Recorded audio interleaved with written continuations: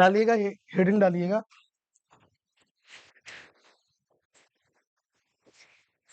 मानव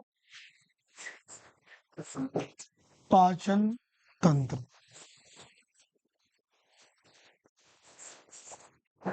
human digestive system.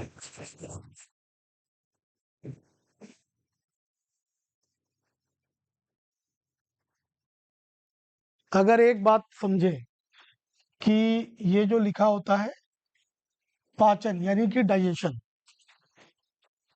तो ये जो शब्द है ये कोई एक स्टेप नहीं है।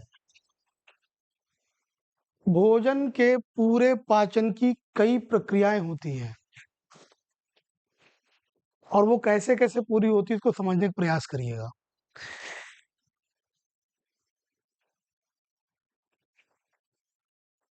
पाचन के निम्न चरण है, इन चरणों में पूरी होती है। निम्न चरण है, these are the following steps. क्या है वो स्टेप्स भाई? सबसे पहला कार्य, मनुष्य के लिए बात कर रहा हूं मैं, क्योंकि जीवों में अलग अलग स्टेप हैं पूरे भोजन को पाचन करने की। सभी जीव जंतु एक जैसा भोजन ना ग्रहण करते हैं और ना ही उनमें भोजन पचने की प्रक्रिया समान है, सब में अलग अलग है। आप सोचिए ना, एक बैक्टीरिया जो क्या ऐसे इस तरीके से इतना बड़ा मुंह रखता होगा, होता ही कितना छोटा। माइक्रो ऑर्गेनिज्म है बैक्टीरिया। क्या है? माइक्रो ऑर्गेनिज्म है जो हमारी नेकेड आई से दिखाई तक नहीं देता। तो वो ऐसे नहीं खाता होगा अपना मुंह फैला करके चीज को रखे मुंह में, है ना? वो इस तरह की प्रक्रिया ही नहीं करता, बल्कि जो भोज्य पदार्थ मॉलिक्यूल लेवल पे होते हैं, अणु अवस्था में होते हैं, उनको वो ग्रहण करते हैं, क्योंकि वो खुद ही इतने छोटे होते हैं। लेकिन मनुष्य में जो सबसे पहली प्रक्रिया होती है वह होती भोजन का अंतर्ग्रहण।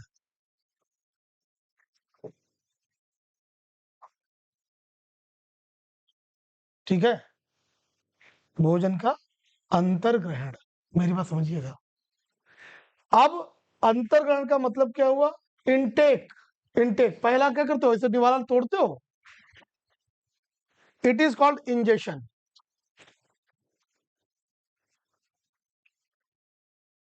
ये सबसे पहला चरण। अब आपने भोजन तो ले लिया, भोजन चला जाता है हमारी आहार नाल में, और आहार नाल जो है वो मुख से प्रारंभ हो जाती है, मुख से।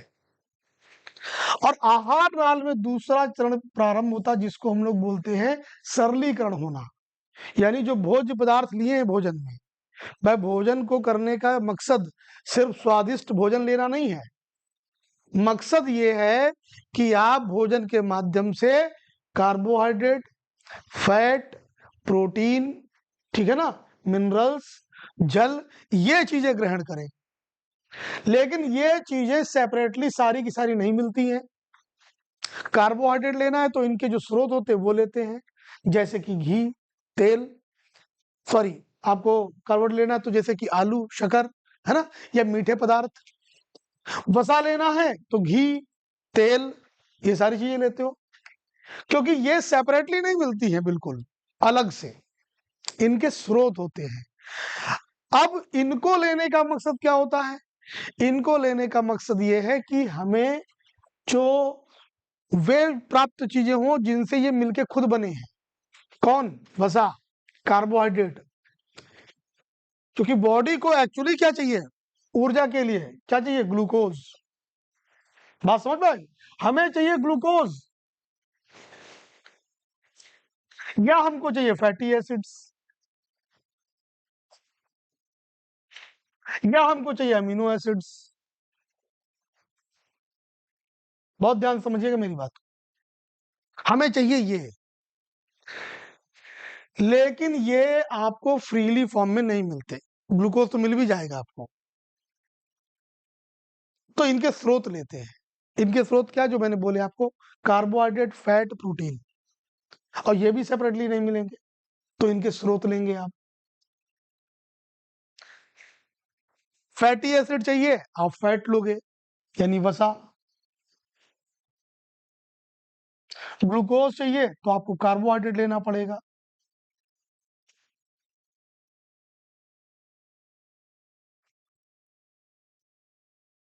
अमीनो एसिड चाहिए, आपको प्रोटीन लेनी पड़ेगी।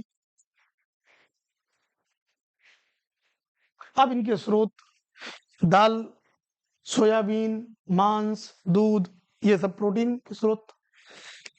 मीठे पदार्थ है ना, आलू, चावल, आटा, है ना, गेहूं, ये सारे स्रोत इसके हो गए। वसा, तेल, घी, है ना, ये मक्खन, ये सब स्रोत इसके। आप दरअसल वो जो चीजें लेते हो वो लेते हो इन चीजों को प्राप्त करने के लिए, क्योंकि बॉडी में इन्हीं का रोल है। तमाम तरह की जो चीजें बनेंगी शरीर के अंदर, दरअसल वो बनेंगी इनसे, इनसे बनेंगी। इनका यूज है। ऊर्जा चाहिए आपको काम करने के लिए, तो शरीर में ग्लूकोज का होना जरूरी। या तो आप डायरेक्ट ग्लूकोज ले लीजिए मार्केट से, और नहीं तो जो इनके स्रोत होते हैं, फैटी एसिड डायरेक्ट ले लीजिए, नहीं मिलेगा आपको। क्या मिलेगा? वसा मिलेगा, घी मिलता है, तेल मिलता है। दालों से प्रोटीन, प्रोटीन टूटेगी तो अमीनो एसिड। मतलब आप समझना, दूसरा प्रकरण, आप यहां पर क्या खाओगे? यहां पर तो यही तो खाओगे आप, आलू, चावल, है ना, तेल, मक्खन, घी, ये खाओगे आप। ये चीजें स्रोत हैं इन चीजों के। तो अब जो दूसरा चरण है आहार नाल में, वो सबसे मेन है, और वो मेन ये है कि इन चीजों का सिंप्लीफाई होना। कार्बोहाइड्रेट का फाइनली ग्लूकोज में टूटना, फैट का फैटी एसिड में टूटना, प्रोटीन का, यस, और this is called simplification. Biologically इसको हम लोग बोलते हैं डाइजेशन। यहां पे समझिएगा, यहां पर जो पाचन लिखते हैं हम, पाचन में कुछ और नहीं होता है। अभी समझिएगा, जो ये पाचन है ये इसी पूरे डाइजेस्टिव सिस्टम का एक स्टेप है, चरण है। अभी प्रक्रिया पूरी नहीं होती है। तो इसमें होता यह है सिर्फ भोज्य पदार्थों का सरलीकरण। क्या होता है बेटा? भोज्य पदार्थों का सरलीकरण, बस। कोई मुझे सरलीकरण से क्या मतलब है आपका? तो आप कहोगे सरलीकरण से मतलब ये है कि भोजन के या जो पोषक तत्वों के जो बड़े पदार्थ हैं उनका, बस दैट्स ऑल।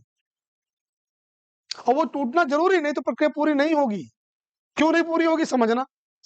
अब ये सरलीकरण हो गई, और ये सरलीकरण की प्रक्रिया होती है हमारे रासायनिक पदार्थों की वजह से। उनको बोलते हैं हम लोग एंजाइम्स। हमारे भोजन पर क्रिया करते हैं एंजाइम्स, तब जाकर के कार्बोहाइड्रेट टूटता है ग्लूकोज में, वसा टूटेगा फैटी एसिड में, और प्रोटीन टूटेगी। अब आप समझना, ये प्रक्रिया पूरी हो जाती है आहार नाल में टूटने की। लेकिन क्या काम अभी हो गया? नहीं, दूसरा स्टेप है, तीसरा स्टेप होगा। तीसरा स्टेप इसमें होता है जिसको हम लोग बोलते हैं अवशोषण। अवशोषण, अवशोषण यानी कि एब्जॉर्प्शन।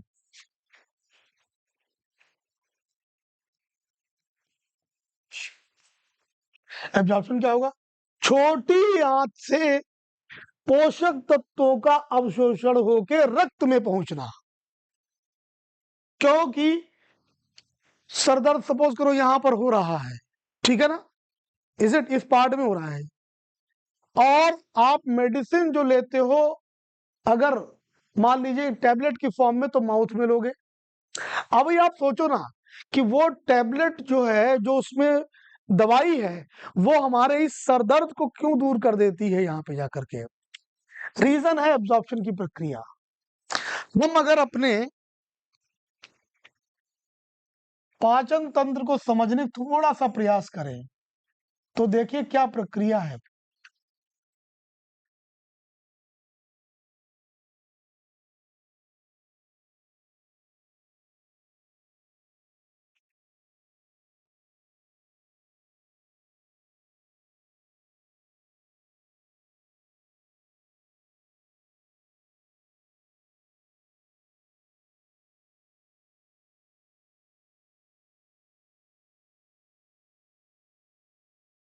ये सबसे पहला पार्ट जिसको हम लोग बोलते हैं मुख गुहा, मुख गुहा या ब्यूकल कैविटी। सबसे, और इसमें बहुत सारी चीजें हैं। ये सिर्फ दिखने में एक है मुख गुहा, मुख गुहा ओरोफेरिंक्स भी बोलते वर्ड एक आता है, बट ये कोई एक सिंपल चीज नहीं है। इसमें देखो क्या क्या कॉन्स्टिट्यूशन है। लिप्स का, ओठों का कितना बड़ा रोल है भोजन में। जो कैटल्स होते हैं, चौपाए जानवर, उनके लिए सबसे बड़ा रोल है। वो तो ग्रेजिंग करते ही ओठों से हैं। आप सोचो कि ओठ ना हो आपके जीवन में तो क्या फर्क पड़ेगा। एक तो जॉम्बी जैसे दिखाई दोगे, ठीक है ना, सीधे दांत दिखाई पड़ रहे हैं आपके। और फिर खाना है आपको पानी का बतासा। अभी आप सोचो, पानी का बतासा खाना, ओठ है नहीं आपके, जैसे ही आपने रखा और उसको प्रेस किया तो जो पापड़ है वो तो मुंह में, पानी आ गया बाहर। आप समझ पाए लिप्स, लिप्स का रोल। परमात्मा ने किस तरीके से चीजों को बनाया, आप सोचे लिप्स को। और उसके बाद में आप ये भी देखिए, ये सबसे पहले होते हैं, मतलब माउथ में, सो सेंसिटिव। कई बार हम लोग भोजन लिप्स पे आता तो भी जज कर लेते हैं कि ये चीज ईटेबल है कि नहीं है। उसके बाद में अंदर चले तो टंग, टंग प्रेजेंट है, जीभ, जीभ तो सबसे इंपॉर्टेंट रोल प्ले करती है ना। जीभ नहीं तो सोचो मुंह में तो लेगा, लेकिन अंदर कैसे जाएगा। चलाते रहो, कर दो। It is called mastication. ये चौपाई जानवर करते हैं। उनके अंदर, क्योंकि उनके अंदर डुअल डाइजेस्टिव सिस्टम है, डुअल डाइजेस्टिव सिस्टम है। पहली बार जब वो खाते हैं तो घास को दूसरी जो पेट में रखते हैं, नहीं सारे जानवर नहीं, जो जो मेनली ग्रेजिंग करते हैं करो, जो पालतू जानवर होते हैं। हाँ। कह रहे हैं कि सर जो गाय होती है वो 24 घंटे खाती ही रहती, नहीं खाती नहीं रहती वो। हाँ। दरअसल है क्या। हाँ हाँ, बोलो बोलो, क्या बता रहे हैं, कुछ बता रहे हैं। बोले बोले बोले, सबके अपने अपने अनुभव हैं, बोलो बोलो, कुछ बता रहे, कुछ बता रहे हैं। क्या होता है फिर, क्या होता है गाय में, क्या होता है, क्या करते हैं। झाग जो निकलता है, झाग कुछ और नहीं है, वो एक्सट्रैक्शन है उस मास्टिकेशन का।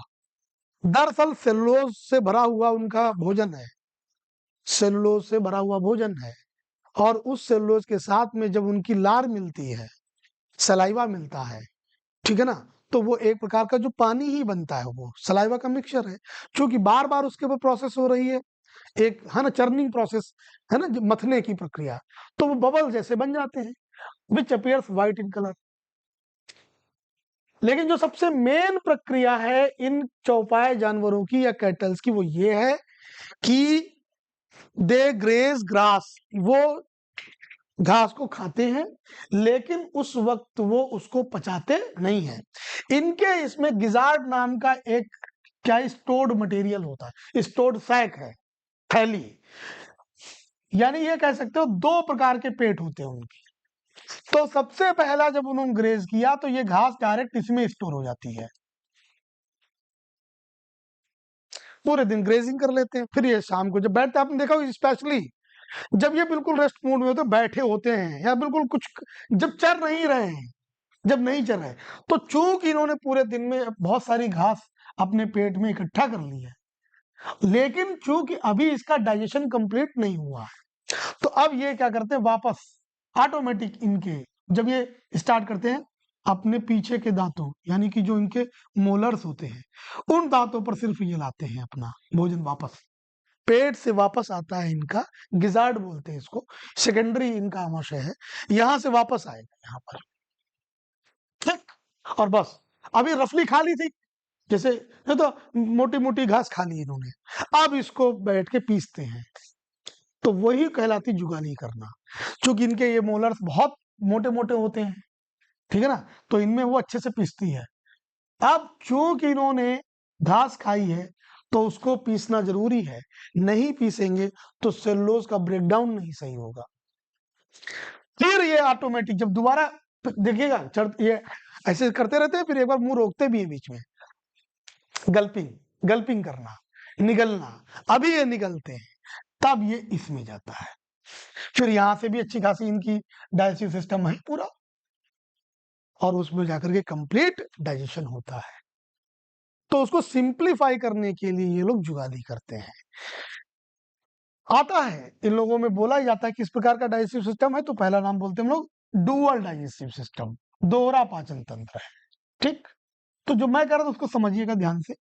टंग हो गई, यहीं पर टीथ प्रेजेंट है, और टीथ के साथ में आप समझिएगा हमारे मुख में तालू प्रेजेंट है, तालू, हाँ पैलेट, और वो तालू भी बहुत इंपॉर्टेंट रोल प्ले करते हैं। ऊपर जीभ लगाओगे तो समझ में आएगा, आगे का तालू कठोर है और पीछे का तालू कैसा है, गुलगुला, सॉफ्ट।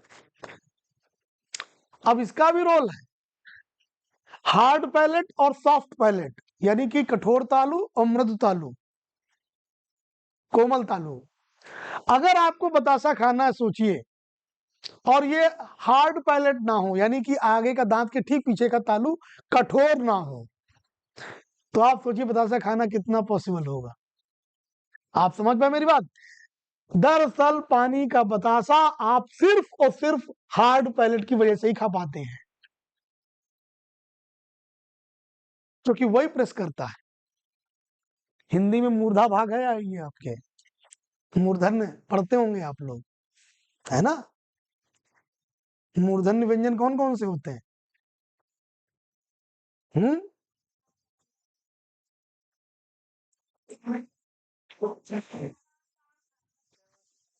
टा वाले, टा वाले मूर्धा होते हैं। टा, कितने लोग मानते हैं कि टा वर्ग जो है मूर्धन्य है? हाथ खड़ा करो। ता होता है ता का पे कर कचट तप, पढ़ा है कचट तप? उद्गार होता है कंठ, है ना? फिर तालव्य, मूर्धन्य, है ना, दंत और ओष्ठ, है ना? तो आप सोचिएगा, जो बोला टा ठा डा ढा, है ना, ये सारे के सारे क्या है, मूर्धा। तो हार्ड पैलेट का रोल कहां पर है, भोजन में, कठोर तालु। और सॉफ्ट पैलेट का रोल ये है कि जो नेसल कैविटी है पीछे जाकर के इसी में ओपन होती है। भाई नासिका जो है हमारी, वो पीछे जाकर के मुख में ही तो खुलती है, लेकिन ये सॉफ्ट होने की वजह से ही हमको फील नहीं होती है कि यहाँ पर ओपनिंग है। यानी श्वसन में भी मुख गुहा का बहुत बड़ा रोल है। ये कई चीजों से मिलके बनी है मुख गुहा में। देखिए क्या है, ओष्ठ है यानी कि लिप्स, है ना? दांत का तो बहुत बड़ा रोल है, दंत का तो रोल है ही, तालू का रोल है, और जीभ का रोल है। इतनी सारी चीजें इस ब्यूकल कैविटी में। भोजन आगे गल्प करते हो, ये जो पार्ट है ये कहलाता है ग्रास नली, ग्रास नली, ओइसोफेगस।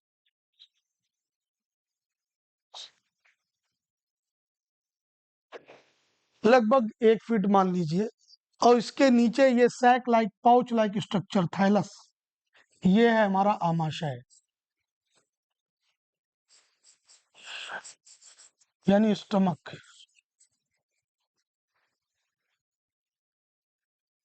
और फिर यहां पर आप ध्यान दो, यहां से ये स्टार्ट हुआ है छोटी आंत, हाईली क्वाइल्ड, मतलब बहुत मुड़ी होती है, ये है छोटी आंत, स्मॉल इंटेस्टाइन। लेकिन लेंथ में मान के चलिए लगभग 5 मीटर होती है, 5 से 6 मीटर मानी जाती है। आप समझ पाए? पूरी आहार नाल की लंबाई 6 से 7 मीटर की है, जिसमें कि ये 5 मीटर लंबी है, और यहां पर आकर के जो है ये प्रक्रिया पूरी होती है इस स्मॉल इंटेस्टाइन की लंबाई, और यहां से ये 1.5 फीट की लगभग मोटी मोटी 1.5 फीट की बड़ी आंत।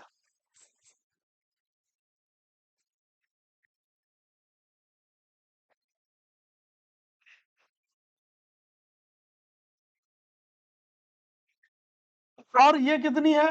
1.5 फीट मान लो। इसका चूंकि डायामीटर जो है वो कम होता है और इसका डायामीटर ज्यादा होता है, ये कारण है इसको बड़ी और छोटी आंत बोलने का। मैं जो बता रहा था ये सारी बात आपको इसकी वजह से, एब्जॉर्प्शन की वजह से। हमने मुख में भोजन ले लिया, इनटेक ऑफ फूड, भोजन का लिया जाना, भोजन का मुख में लिया जाना, ठीक है। डाइजेशन का मतलब हुआ भोज्य पदार्थों का सरलीकरण, और अवशोषण का मतलब होता है छोटी आंत में, छोटी आंत से पोषक तत्वों का रक्त में पहुंचना।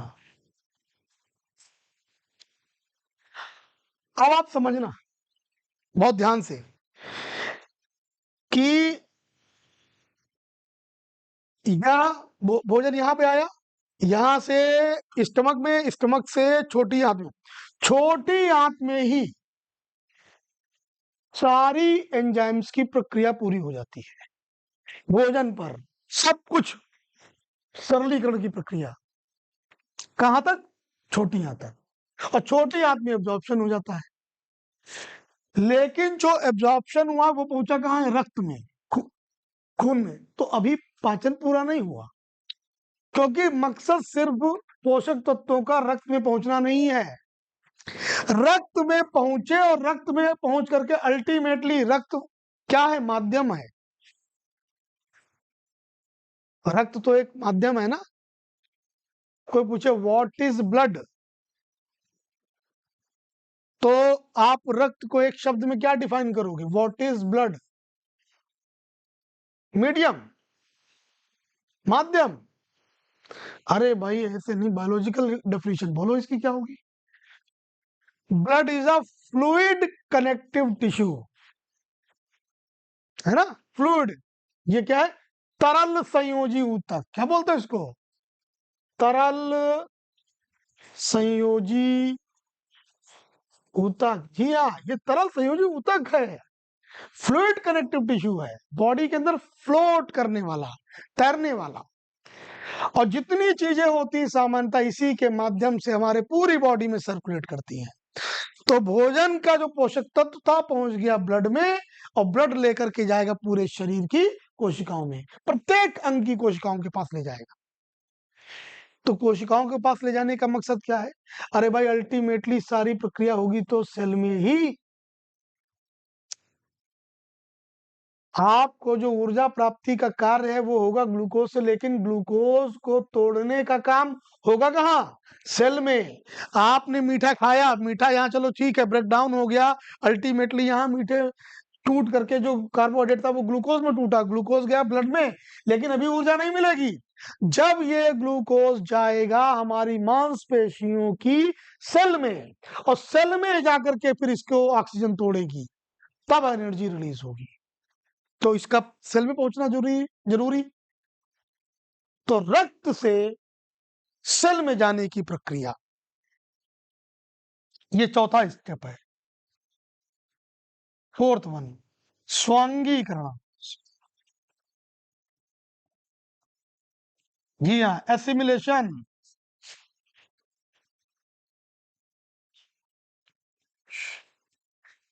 क्या मतलब है इसका? इसका मतलब है कि पोषक तत्वों का ऊतकों द्वारा अवशोषण, पोषक तत्वों का ऊतकों द्वारा अवशोषण। ठीक है। और यानी कि ये सारे के सारे जो हैं पहुंच गए किसमें, सेल में पहुंच गए।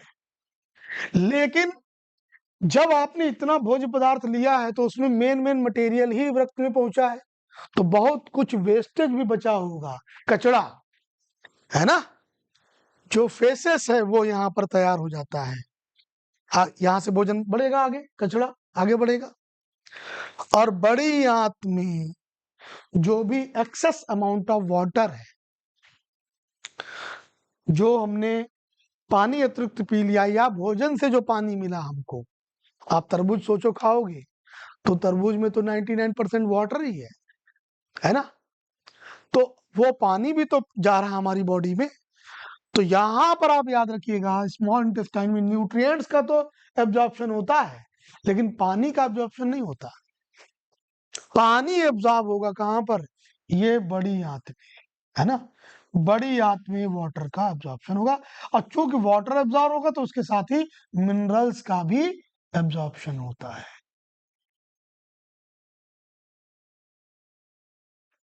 तो बड़ी आंत में जो है वो लास्ट प्रक्रिया होगी क्या, एब्जॉर्प्शन की होगी।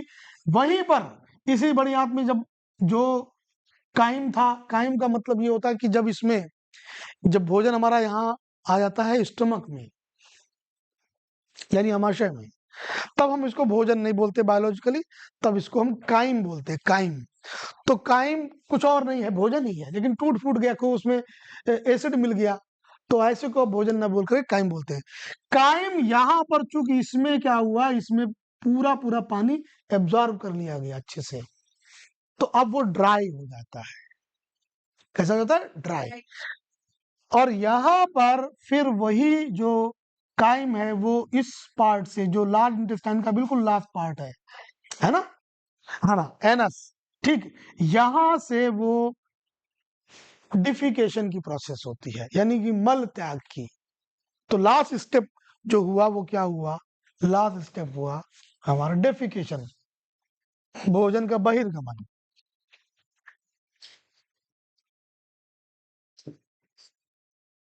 मल त्याग,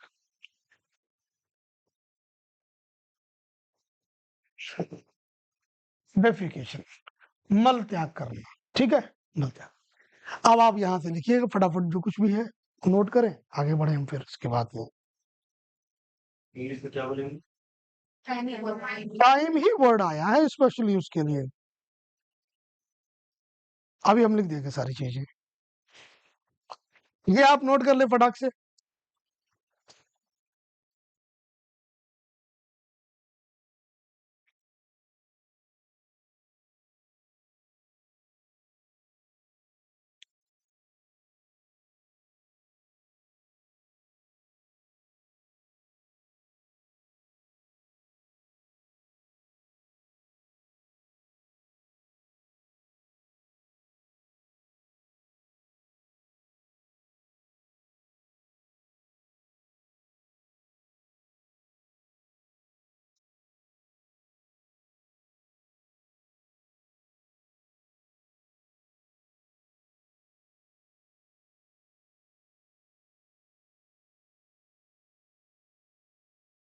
और आपके इससे को प्रश्न आया है, स्वांगीकरण से, इससे प्रश्न आपका आया है तब में,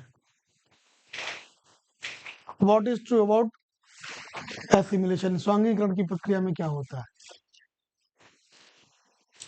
यस, पोषक तत्वों का ऊतकों द्वारा अवशोषण।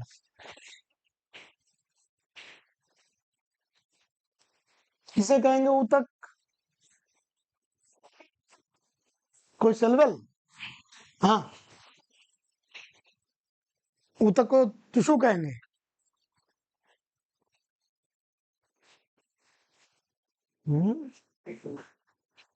ऊतक को टिश्यू कहते हैं, और उर्दू में क्या बोलते हैं, उर्दू में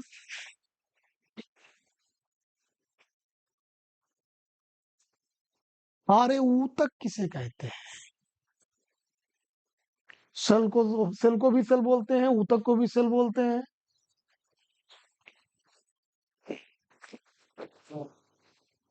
और कोशिकाओं का समूह, अगर यहाँ पर कोशिकाएं इस समूह को ऊतक बोले, इसे डोके क्या कहा है, इतने में तो न जाने कितनी करोड़ों कोशिकाएं आ जाएंगी। इस पर्टिकुलर रीजन में नंबर ऑफ सेल्स हैं, दीज आर द टिश्यूज।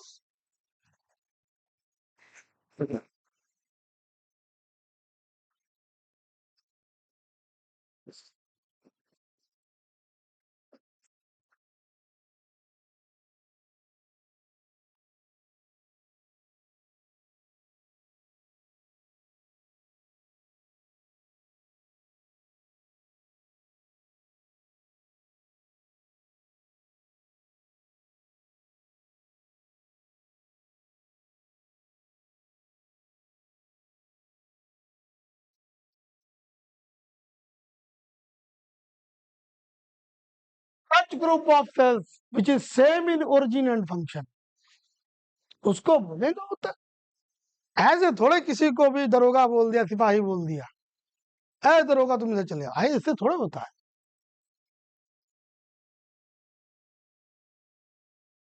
आपसे मैं डेफिनेशन पूछ रहा हूं, आप मुझको उसका कोई ट्रांसलेशन बता रहे हैं। कोई कह रहा है ऊतक को टिश्यू बोलते हैं, वो तो अंग्रेजी में बोलते हैं, तो किसी अन्य भाषा में कुछ और बोला जाता होगा। What is tissue? टिश्यू है क्या? दरअसल जो टिश्यूज होंगे उनकी ओरिजिन सेम होगी, एक ही सेल से, यानी एक ही प्रकार की सेल से वो बनेंगे और फंक्शन भी वो सेम करेंगे। फ्लूइड कनेक्टिव टिश्यू, जब हम रक्त बोलते हैं तो याद रखिएगा सारी की सारी जो सेल होती है वो एक ही कार्य करती हैं। आरबीसी का फंक्शन देखिए क्या है, चाहे जो भी आरबीसी हो उसका सेम फंक्शन है, टू कैरी ऑक्सीजन। डब्ल्यूबीसी का कहीं पर भी डब्ल्यूबीसी होगी, it will place only one function, to protect body from infection. आप समझ रहे हैं, समझ रहे हैं? Same in origin and function. ये तो ग्रुप ऑफ सेल्स है, that's all, group of cells. But group of cells होना और ऐसा ग्रुप ऑफ सेल्स जो सेम ओरिजिन में और फंक्शन में, ये अलग अलग चीजें हैं। ये भेद करना सीखिए आप लोग, है ना। गाय को बछड़ा भैंस के नीचे, भैंस को बछड़ा गाय के नीचे, ऐसे थोड़ा होता है। डन। अब आगे देखें, ये बनाइए, इसको बनाइए, ये सबसे इंपॉर्टेंट है। और याद रखें, अगर आपकी कलम नहीं चलती है, यकीन मानो परमात्मा आपसे बहुत दूर है अभी। हाँ, यकीन मानिए, आप बहुत दिल्ली दूर है आपसे। जिसका पेन नहीं चल रहा है वो तो समझ लो उसके लिए दिल्ली दूर है, दिल्ली दूरस्ती, बहुत दिल्ली दूर है उसके लिए। आप भरोसे बैठे रहिए, टिक करते रहे, फोटो खींचते रहिए। मैं आपको 10-5 किताबें दे देता हूँ, और 10-5 मोटी कहाँ रखी, चली गई यहाँ से, उठा लीजिएगा, इतनी मोटी मोटी किताबें हैं उधर पीछे रखी, ले लीजिए, वो भी लीजिए। यहाँ क्या है आपके, यहाँ यहाँ यहाँ यहाँ तो है ही नहीं कुछ, तो मुझसे चला जाता नहीं, लिखा जाता नहीं। जीवन में मैं हताश हूँ, निराश हूँ, जिंदगी जी रहे हैं, जिए चले जा रहे हैं। क्या जीवन मिल गया था इसलिए मैं जी रहा हूँ? ना जिए भाई, आप ना जिए, वैसे कुछ नहीं होना। मैं इसलिए बोलता हूँ क्योंकि मैं देखता हूँ, मैं बहुत कुछ देखता हूँ, मैं यहाँ बैठता हूँ, दिखता मुझे बहुत कुछ है। मैं कह रहा हूँ पेन चलाइए, दिल्ली आपसे बहुत दूर है, ठीक है ना। पैंक्रियास, अग्न्याशय,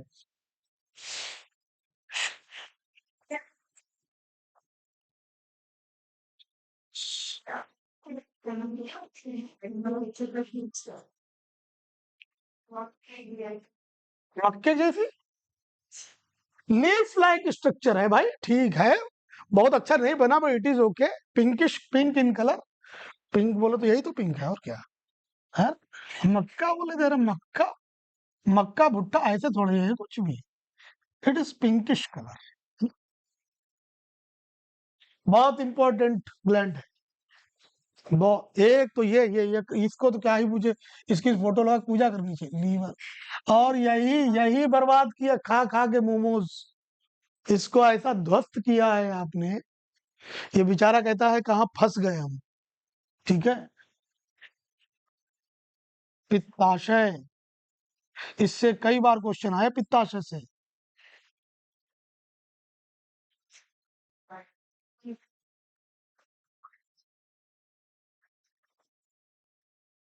पित्ताशय। अब पित्त से जब प्रश्न आता है, पित्त रस से, पित्त रस, और ये बहुत कंफ्यूज करता है कि प्रश्न ये आता है कि बाइल जूस यानी पित्त रस इज प्रोड्यूस्ड बाई पित्ताशय से।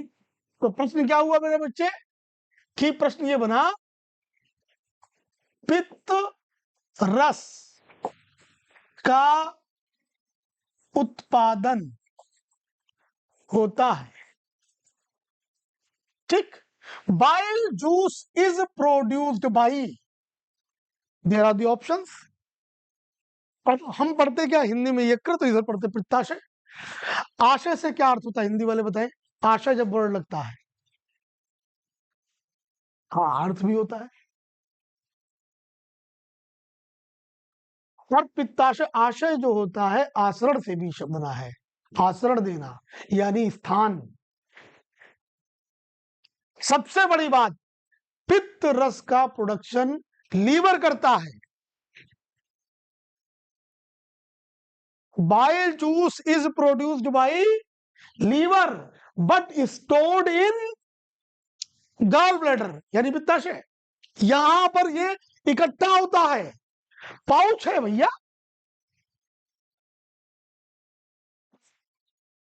और हटाए सटाए जो इस समय खा रहे हैं वो यहाँ पत्थर जमा करते हैं आजकल। हाँ, कैल्शियम ऑक्सीलेट जो है वो अच्छे से इकट्ठा होता है, और फिर हाँ सबसे छोटी ग्रंथि सबसे बड़ी ग्रंथि। आप देखो ये तो मतलब पूरा एक तो चूंकि प्रश्न है नहीं, लेकिन फिर भी मान लो for the sake of argument आप मुझे ऑप्शन बोलो तो मैं उसको तुरंत दे दूंगा। देखिए सबसे बड़ी ग्रंथि का तो कॉन्सेप्ट हमारे पास ही है, 1.5 किलो की तो वजन में ही है ना सबसे बड़ी। लेकिन असल में ऐसे क्वेश्चन ये है, ऐसे बहिस्रावी है कि अंतःस्रावी में आप पूछ रहे हैं, लेकिन फिर भी मान लीजिए सामान्यतः बहिस्रावी अंतःस्रावी नहीं लिखते हैं। शरीर की सबसे बड़ी ग्रंथि, तो चाहे आप अंतःस्रावी मानिए चाहे बहिस्रावी है तो यही पिट्यूटरी ग्लैंड यहां पर प्रेजेंट है आपके, पिट्यूटरी ग्लैंड, ठीक है ना। लेकिन फिर वो अंतःस्रावी है, ये भी याद रखिएगा, वो अंतःस्रावी एंडोक्राइन ग्लैंड है। आप अनडाउटेडली लिख लीजिए सबसे बड़ी ग्रंथि यकृत, लीवर, ठीक है ना। बाहर इसकी तो महिमा अपरंपार है, फोटो लगा पूजा करो इसकी। जो कुछ आप लाल लाल टमाटर जैसे दिखाई देते हो वो सीसी की वजह समझ लो। ये बढ़िया फिट, आप फिट, ये डिस्टर्ब, आप डिस्टर्ब, याद रखिएगा। इसके इतने कार्य हैं जिसको डिस्कस कर पाना संभव ही नहीं है 10-5 क्लास तक, बहुत इनॉर्मस फंक्शन है, आप सोचिए। क्योंकि मैं आपको बता दूं, जानते हैं आप, अगर आपने पढ़ा है, अगर थोड़ा बहुत जानते हो तो, जो ब्लड है, ब्लड हमारा शरीर में कहाँ बनता है मालूम है? मतलब ब्लड से मतलब मेरा आरबीसी से, आरबीसी कहाँ बनती है? बोन मैरो बनती है। अब आप सोचिए जरा कि क्या जब शिशु अवस्था होती, भ्रूणावस्था होती है, तो उस वक्त ये हड्डियां इतनी बड़ी नहीं होती है। मेरी बात समझना ध्यान से, जो मैं बताने का प्रयास कर रहा हूं उसको समझिएगा। जैसे हमने आप ये आपसे पूछा तो आपने कहा सर जी बोन मैरो बनती है। मेरे बच्चे ये हड्डी है मान लीजिए, और ये मैंने ज्वाइंट बनाया, 2 हड्डियों का ज्वाइंट बनाया। तो 2 तरह के बोन मैरो हैं, येलो और रेड। उनमें से जो रेड बोन मैरो है वो ज्वाइंट्स के पास होता है, बड़ी हड्डियों के ज्वाइंट्स, इज इट? जहां बड़ी हड्डियों के ज्वाइंट्स होते, छोटी हड्डियों के ज्वाइंट्स नहीं, जैसे ये भी ज्वाइंट्स है, ये छोटी हड्डियों के ज्वाइंट्स है। बड़ी हड्डियों के ज्वाइंट्स वयस्कों में, एडल्ट्स में, यहां पर आरबीसी का प्रोडक्शन होता है। लेकिन जब भ्रूणावस्था होती है, सोचो उस 1.5 किलो के जीव में बड़ी हड्डियां होती ही नहीं है, बन रही होती हैं बल्कि हड्डियां। तब आप सोचिए उसके, और वो प्योरली ब्लड का ही पूरा एक जो है वो बंडल होता है उस वक्त। तब उस वक्त जानते हो उसके शरीर में आरबीसी का निर्माण कौन करता है? तब लीवर करता है। लीवर ये वो साइट है जो आरबीसी का प्रोडक्शन करता है इन द एम्ब्रियोनिक स्टेज। सोचो, जन्म से पहले ही आपकी हेल्प करता है। और सबसे बड़ी बात, लीवर जो है, आपको पता है, अच्छा एक चीज और छोटी सी बताऊंगा, बड़ी इंटरेस्टिंग है, समझना ध्यान से। मैंने कहा आपने भोजन खाया, यहाँ गया, यहाँ गया, यहाँ से छोटी आंत में आया, छोटी आंत में एब्जॉर्प्शन हो गया। एब्जॉर्प्शन का मतलब सारे पोषक तत्व ब्लड में आ गए। अब ब्लड को कहाँ जाना चाहिए? ब्लड कहाँ जाता है सर्कुलेट होकर के? हार्ट में ना, टुल्लू यही तो है। टुल्लू, ये टुल्लू चला, पंप किया धक्के से ऊपर और नीचे। इस हार्ट का जो फंक्शन है, कोर फंक्शन क्या है आप मुझे बताओ, अगर कुछ और हो इसके अलावा तो बताइएगा। It helps in pumping blood, यही तो फंक्शन करता है, टुल्लू है बिल्कुल ये। तो ये पंप करता है तो भैया ब्लड ऊपर चला गया और नीचे चला गया, बस। यहां से ये ऊपर और यहीं से वो नीचे, ठीक, चला गया। लेकिन ध्यान सुनिएगा, छोटी आंत से जब ब्लड में जाता है न्यूट्रिशन, तो ये हार्ट में नहीं जाता, अभी ये जाएगा लीवर में।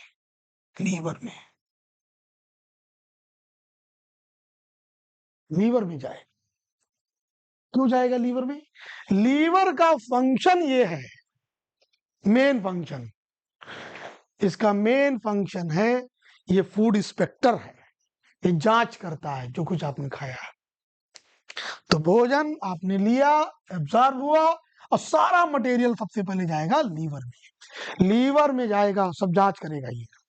अच्छा ठीक है, ओके बढ़िया, ये भी खाया इसने, खूब दम मुर्गा मीट मसाला सब खाया। उसी में तुमको तुम्हारे दोस्त ने सल्फास भी दे रखी है, मूस मार दे रखी है, जहर दे रखा है, कुछ पिलाया है, खिलाया, इज इट? तो ये फंक्शन उस वक्त करता है डिटॉक्सिफिकेशन का, लीवर का फंक्शन है ये। जहर की अगर कोई कंपोजिशन आया है तो उसको नॉर्मलाइज करना। ये तुरंत डिटेक्ट करता है कि अरे ये तो पॉइजनस चीज आ गई, तो ये कोशिश करता है, पहले संघर्ष करता है। अब खाई तुमने, मरने ठानी ली, तो तुमको कौन बचा सकता? लेकिन चाट छूट ली अगर सिर्फ बात, तो बच जाओगे। क्यों? Just because of liver. हाँ, बच जाओ। और मरना तो ढंग से खाओ, पूरी टिकिया, ताकि निपटो एक बार, मत खत्म। हाँ, सूंघ सांगरी तो फिर नहीं। ये रोकेगा, डिटॉक्सिफिकेशन फंक्शन आता है असल में, ठीक है, ये इसका मेन फंक्शन है। और इसीलिए सोचिए कि आप खाते हो जो हैवी फैटी मटेरियल, और लीवर फैटी क्यों हो जाता है? कारण ये है, जो कुछ भोजन में आपने फैट लिया वो लीवर में गया, और लीवर का एक फंक्शन है, इट स्टोर्स व्हाट, ये स्टोर करता है किसको? फैट को। किसको? कार्बोहाइड्रेट को। किसको? प्रोटीन को। ये तीन चीजों को स्टोर करता है। और क्यों ये स्टोर करता है? रीजन है, कई बार आपने देखा होगा कि सुबह भोजन किया व्यक्ति ने, और कुछ लोग ऐसा वर्क करते हैं कि मौका ही नहीं मिला, या जो फास्ट रहते हैं, सपोज करिए व्रत है, सुबह कुछ कर लिया और फिर मान लीजिए उनका अपना इतना संयम है कि हम सीधे रात्रि में या शाम को ही भोजन करेंगे।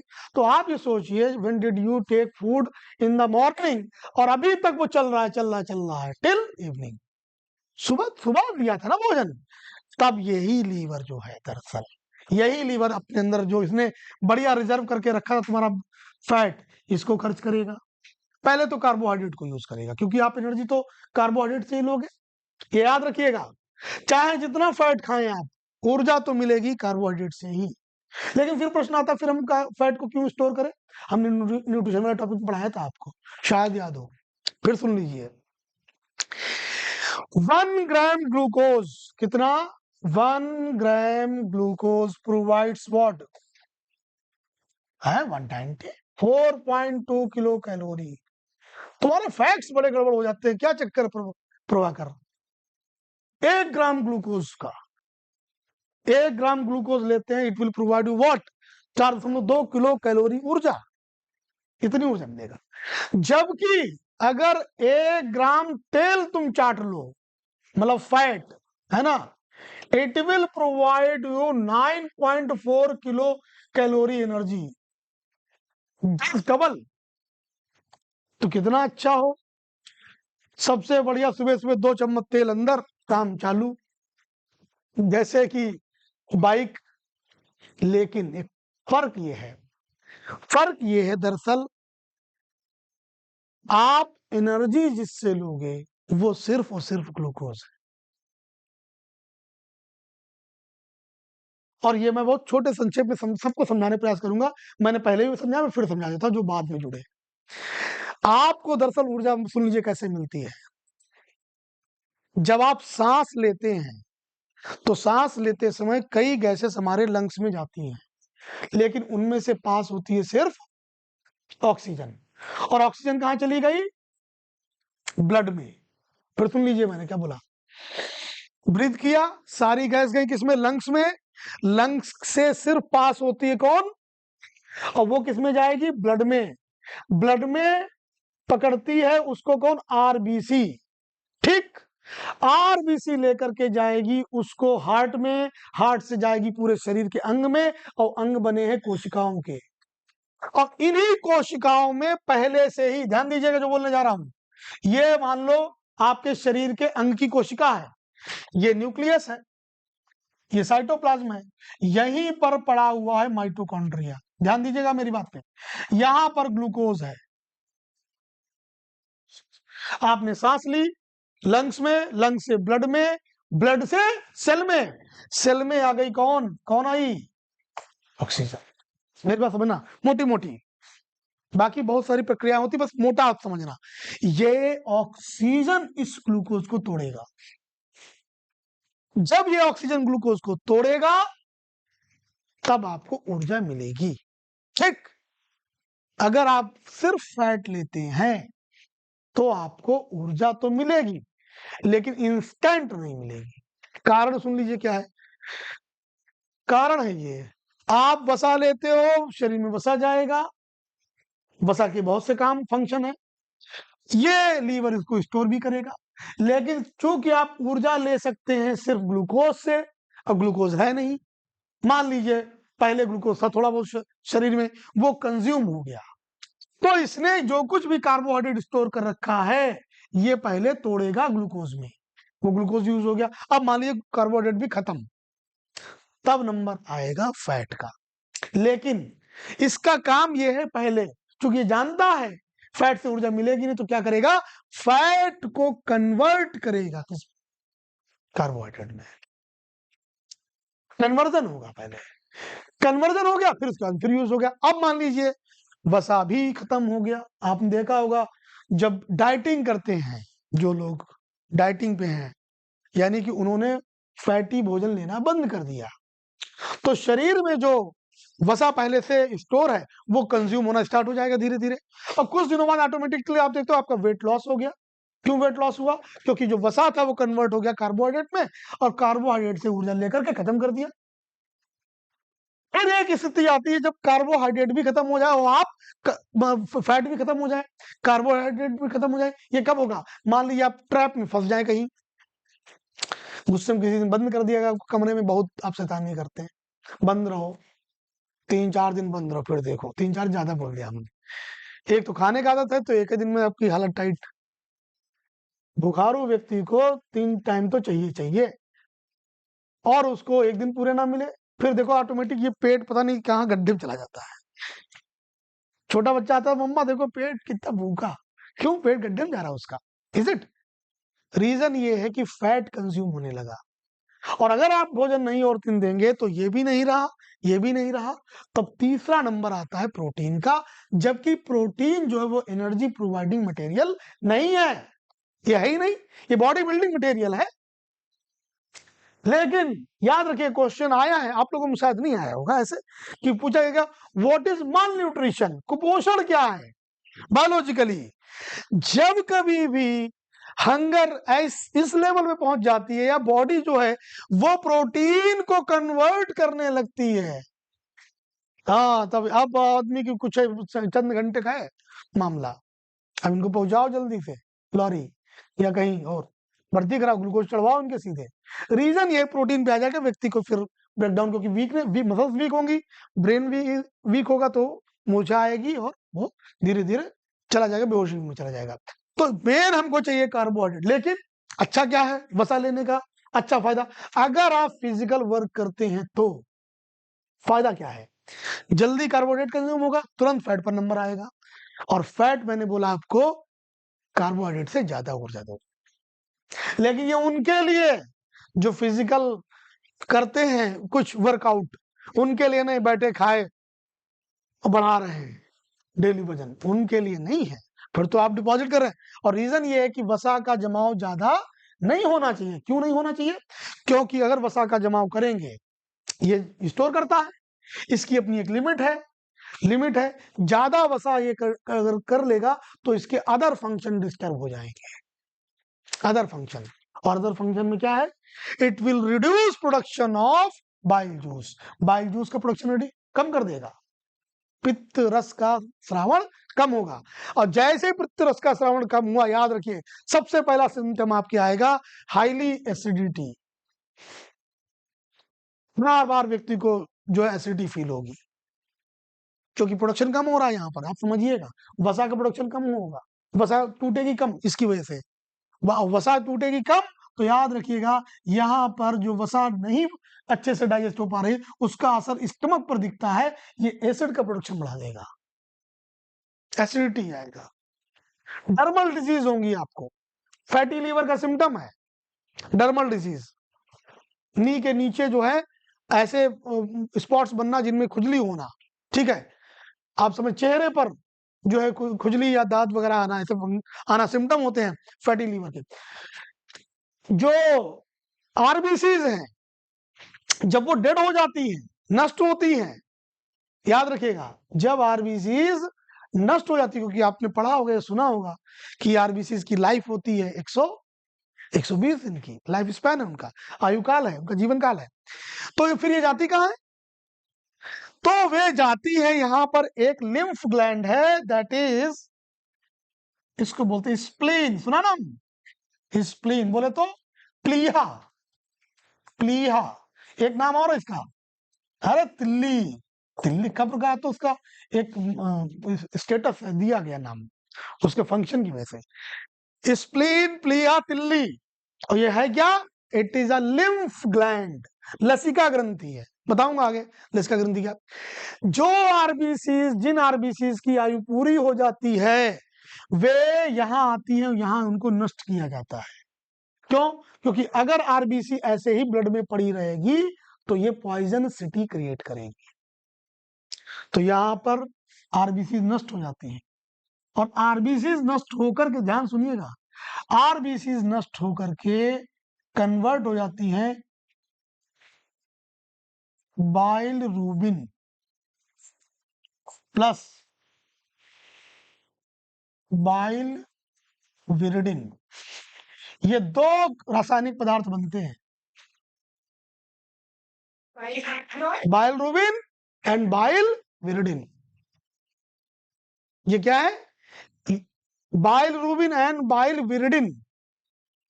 अब ध्यान सुनिएगा, और मैं कहां पर ले जाऊंगा आप समझिएगा, अभी चीज आपको क्लियर होगी। ये विषाक्त पदार्थ है, क्योंकि ये नष्ट किए गए किससे बने? जब आरबीसी को नष्ट किया गया। कैसी आरबीसी को? जो मृत हो गई थी। मृत आरबीसी को नष्ट किया गया बेटा किसके द्वारा? स्प्लीन के द्वारा। और इसीलिए स्प्लीन का एक नाम पड़ता है कि spleen is the graveyard of RBC. याद रखें, क्या बोला गया? जो स्प्लीन है, स्प्लीन यानी प्लीहा, हाँ जी, प्लीहा या तिल्ली, तिल्ली, ठीक। इसको दो तीन नाम है, इसके नाम क्या है? एक नाम सुनिए, ये भी नोट करना। इसको क्या बोला? इसको इसे आरबीसीज की कब्रगाह, ग्रेवयार्ड ऑफ आरबीसीज। दूसरा, ये स्प्लीन अपने अंदर जो नई आरबीसी होती हैं उनको स्टोर भी करती है। चैम्बर होते हैं असल में छोटे छोटे, तो उनमें ये स्टोर कर लेती है आरबीसी को। इसे शरीर का ब्लड बैंक, शरीर का ब्लड बैंक भी कहा जाता है। किसको कहा जाता है? Blood bank. याद रखिएगा, spleen is known as blood bank of the body, spleen is known as graveyard of RBC. ये दोनों फंक्शन इसके हैं, डुअल फंक्शन। और ये दोनों क्वेश्चन आए हुए हैं आपके, याद रखिएगा, याद रहेगा, कोई दिक्कत है ना? अब समझना, ये जो स्प्लीन अभी इसने आरबीसी को नष्ट किया और नष्ट करके किसमें कन्वर्ट कर दिया बेटा?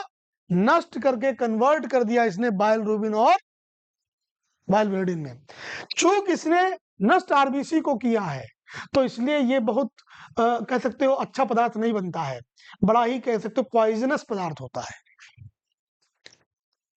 और ये पॉइजनस पदार्थ आ जाता है ब्लड में, यहां से नष्ट होकर के ब्लड में आता है। लेकिन ध्यान रखिएगा, यहीं पर इसमें एक पासिंग होती है लीवर की तरफ, जैसे इसने ब्लड में डाला वैसे ही लीवर क्या करता है, ब्लड से, मैंने बोला आपको अभी ब्लड में जो कुछ भी मटेरियल है वो कहां जाता है? लीवर में। तो इस बाइलरुबिन और बाइलविरिडिन को लीवर एब्जॉर्ब कर लेता है। किस पदार्थ को?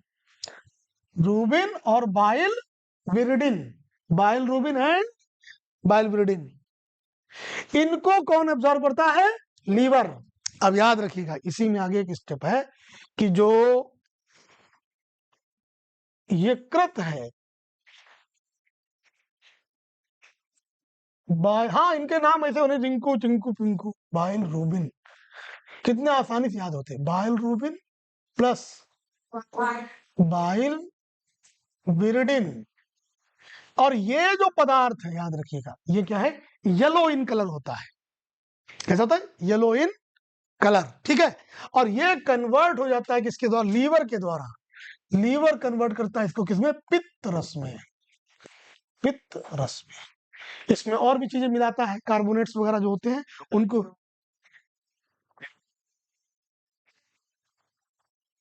हाँ, पहले क्या हुआ, जो आरबीसी की बात कर रहा हूं और किसी की नहीं, आरबीसी जिनकी आयु पूरी हो गई उनको किसने ले लिया?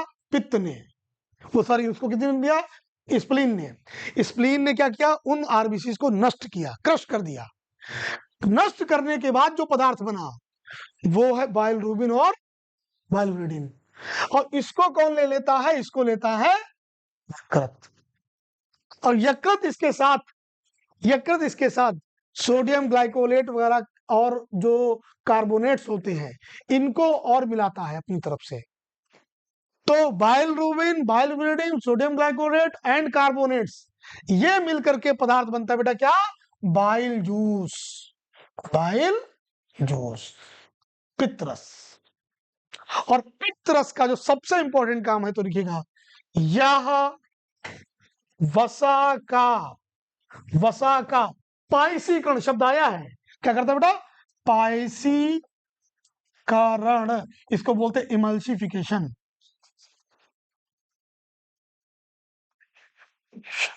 ये याद रखिएगा, वसा का पाइसीकरण मतलब पूरे भोज्य पदार्थों में, याद रखिएगा पूरे भोज्य पदार्थों में वसा सबसे हार्ड मटेरियल है, इसको पचाने में सबसे ज्यादा ताकत लगती है। तो सबसे पहले पेट से जब छोटी आंत में भोजन आता है तो ढेर सारा जो बाइल जूस होता है वो छोटी आंत में आता है, और वो वसा को क्या करता है? सरल कर देता, सिंपल करता पहले। अभी तोड़ा नहीं फैटी एसिड में, फैटी एसिड में तोड़ेगा कौन? एंजाइम। सबसे बड़ी बात इमल्सिफिकेशन हो गया। अब सुनना मेरी बात ध्यान से, आपने एक डिजीज पढ़ी है होगी या सुनी होगी,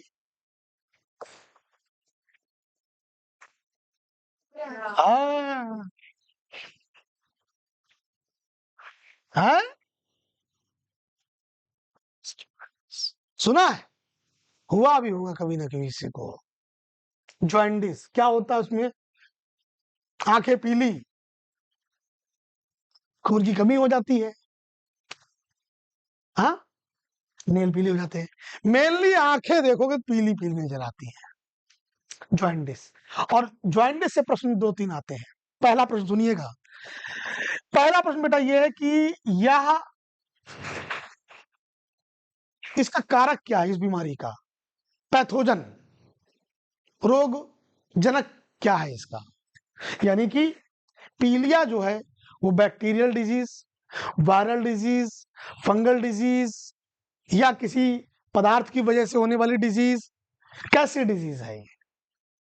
तो याद रखें, पीलिया जो है पीलिया, ये एक वायरल डिजीज है, वायरस जनित,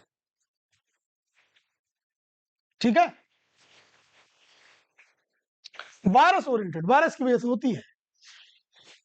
अब समझना, अब ध्यान देना कि और दूसरा प्रश्न, हाँ, प्रभावित अंग, प्रभावित अंग, दूसरा यह था प्रभावित अंग, यानी इन्फेक्टेड ऑर्गन कौन है बेटा? लीवर, वेरी गुड, बिल्कुल सही, यकृत बोले तो लीवर।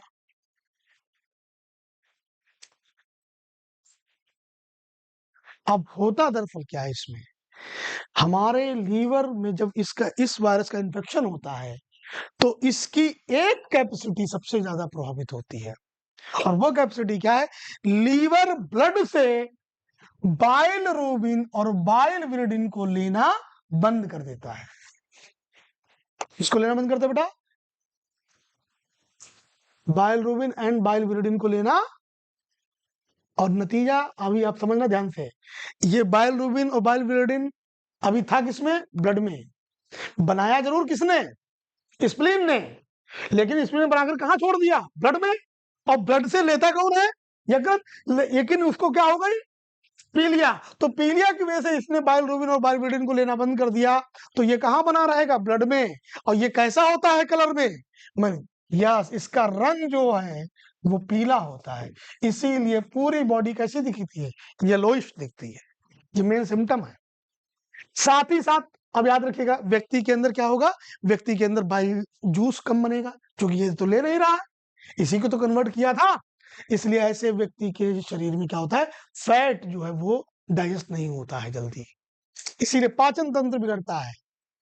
लीवर इन्फेक्टेड है तो याद रखिएगा, आरबीसीज भी ज्यादा प्रोड्यूस नहीं होंगी, इसीलिए खून की कमी हो, क्योंकि यहां पर ब्लड में पॉइजनसिटी क्रिएट हो गई है।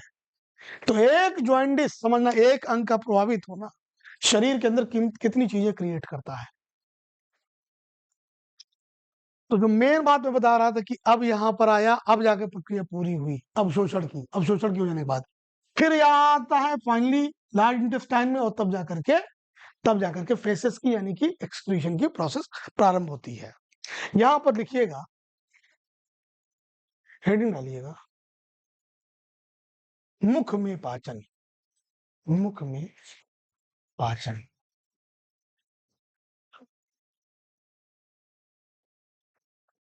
डाइजेशन इन, किसका कॉम्बिनेशन, क्या है कॉम्बिनेशन? बोलो बोलो,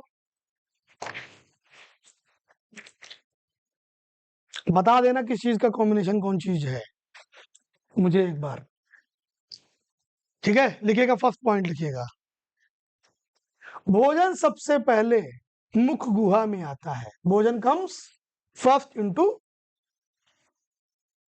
ब्यूकल कैविटी, ब्यूकल कैविटी या ओरोफेरिंक्स बोलते हैं।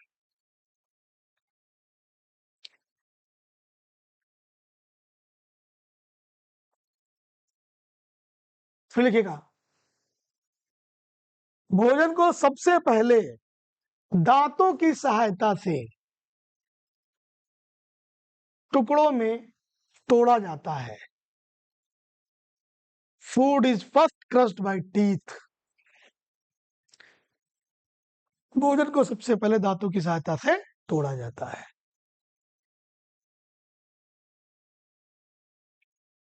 नेक्स्ट पॉइंट, मुख गुहा में लार ग्रंथियां पाई जाती हैं।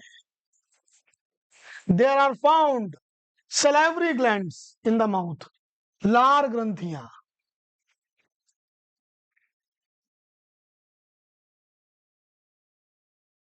कौन पाई जाती है? salivary glands, ठीक है, लार ग्रंथियां। इसमें पॉइंट लिखना, लार ग्रंथि में पॉइंट लिखना, ये तीन जोड़ी होती है। कितनी जोड़ी होती है? These are present in 3 pairs, 3 जोड़ियां होती हैं। और कौन कौन सी है? एक है सब लिंगुअल,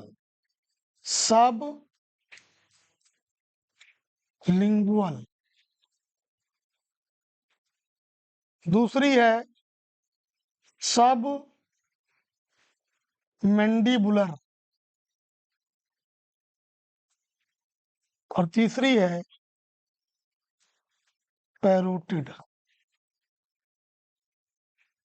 सबलिंगुअल टंग के ठीक नीचे, जीभ के ठीक अगला अग्रसिरा है, इसके ठीक नीचे दो ओपनिंग, एक जोड़ा ठीक पीछे जहां पर जीभ की एंड होती है बिल्कुल गले के पास पीछे की ओर, दूसरा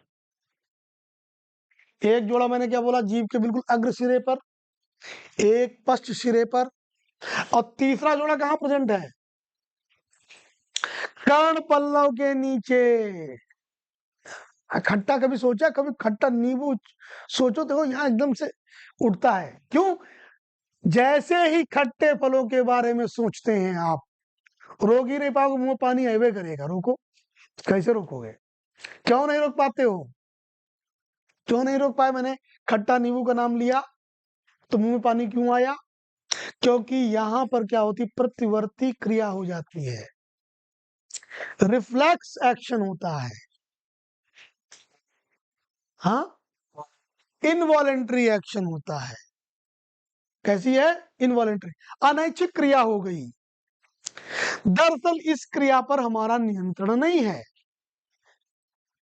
और जैसे जैसे शब्द सुनते हैं तो तुरंत हमारी जो सलेवरी ग्लैंड है ये क्या करती है, सक्रिय हो जाती है और मुंह में ढेर सारी लार सिक्रेट कर देती है, और लार का बड़ा इंपॉर्टेंट है, ठीक है ना। नेक्स्ट पॉइंट इसमें लिखिएगा, इसी में लिखना बेटा। लार से हमें क्या लाभ है जरा बताओ? खून, खून क्या करता है? खाना पचाता है। सबसे पहला काम याद रखिए, बिल्कुल ये वाला, या भोजन को गीला करता है। ठीक है, क्या लिखेगा नंबर 1 पे? भोजन को, भोजन को गीला करना, जी हाँ, गीला करना एक काम। दूसरा याद रखिएगा, ये स्लाइटली एसिडिक इन नेचर है। इसका पीएच मान बेटा, इसका पीएच मान 6.8, यानी कि स्लाइटली एसिडिक है ये। अच्छा, इसका लाभ क्या होगा अगर एसिडिक है? एसिडिक होने की वजह से सबसे बड़ा, सोच के देखो कि हमारा मुख गुहा डायरेक्ट एयर के कांटेक्ट में है, यस, और एसिडिक मीडियम में माइक्रोब सरवाइव नहीं कर पाते, यानी जो सूक्ष्म जीव होते हैं इनको अगर एसिड में रखोगे तो ये सरवाइव नहीं करते, नष्ट हो जाते हैं। तो एयर हमेशा हमारे मुख में जाती रहती, भोजन भी जाता है, और जब भोजन है तो आप भी जानते हो सही से हम लोग दांत वगैरह साफ कर ही नहीं पाते हैं, है ना, कल का खाना फंसा ही होगा। तो वो जो खाना फंसा हुआ है उसके ऊपर बढ़िया बैक्टीरिया आकर के, हाँ, वो करते हैं लंच और डिनर अपना। तो जब वो आएंगे तो याद रखिएगा, वो अगर आएंगे और बने रहेंगे तो उनसे फिर हमारे माउथ में क्या होगी, कई समस्याएं पैदा होंगी।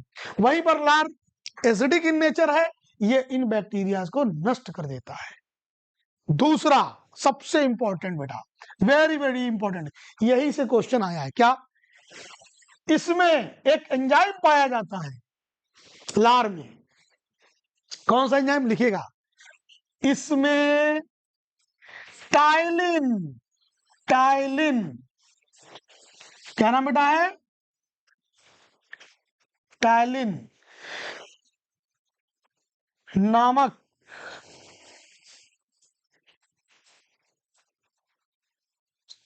एंजाइम पाया जाता है। ध्यान से नोट करिएगा, इससे क्वेश्चन आया हुआ है। आपने शायद कभी फील किया हो, अगर मतलब खाते पीते होंगे तो, सिर्फ प्लेन रोटी लीजिएगा, टुकड़ा लीजिए, उसको मुंह में रखिए, उसको चबाइए, यस, थोड़ी देर में ही ये मीठी सी प्रतीत होती है रोटी। अब आप समझिएगा, रोटी बनी है किससे? गेहूं के आटे से। गेहूं का आटा प्योर फॉर्म होता है स्टार्च का, स्टार्च, स्टार्च, लेकिन स्टार्च जो है वो स्वीट इन टेस्ट नहीं है, ध्यान रखें। स्टार्च स्वीट इन टेस्ट नहीं है, लेकिन वो जिससे बना है वो स्वीट इन टेस्ट है, यानी ग्लूकोज से। मेरी बात आप समझ पाए? अभी स्टार स्वीटिंग टेस्ट नहीं है, लेकिन जब हमने उस रोटी के टुकड़े को रखा है मुख में और चबाना शुरू किया तो वो हमें मीठा लगने लगा, क्योंकि उसमें जो मुख में है लार, लार में मौजूद है टैलिन एंजाइम। इसमें टैलिन नामक एंजाइम पाया जाता है जो भोजन में, जो भोजन के जो भोजन के स्टार्च को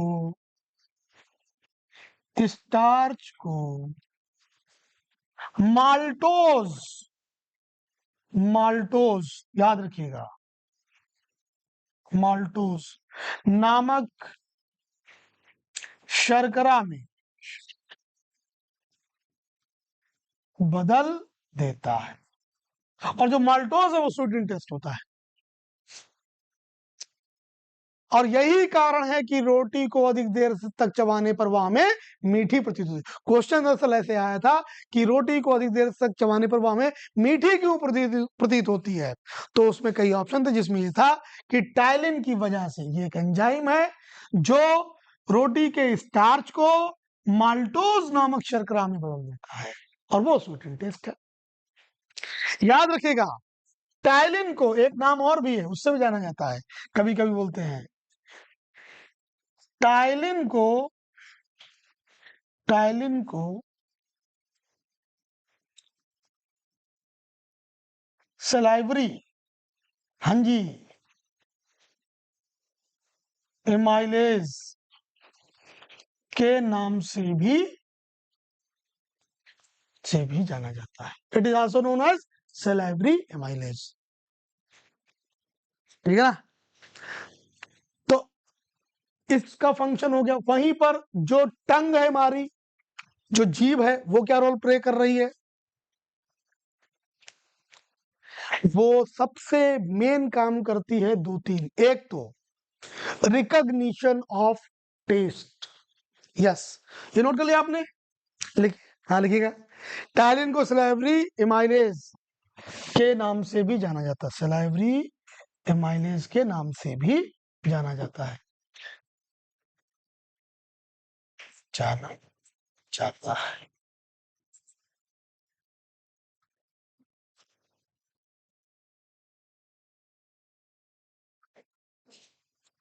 ठीक है, अब लिखिएगा, सॉरी,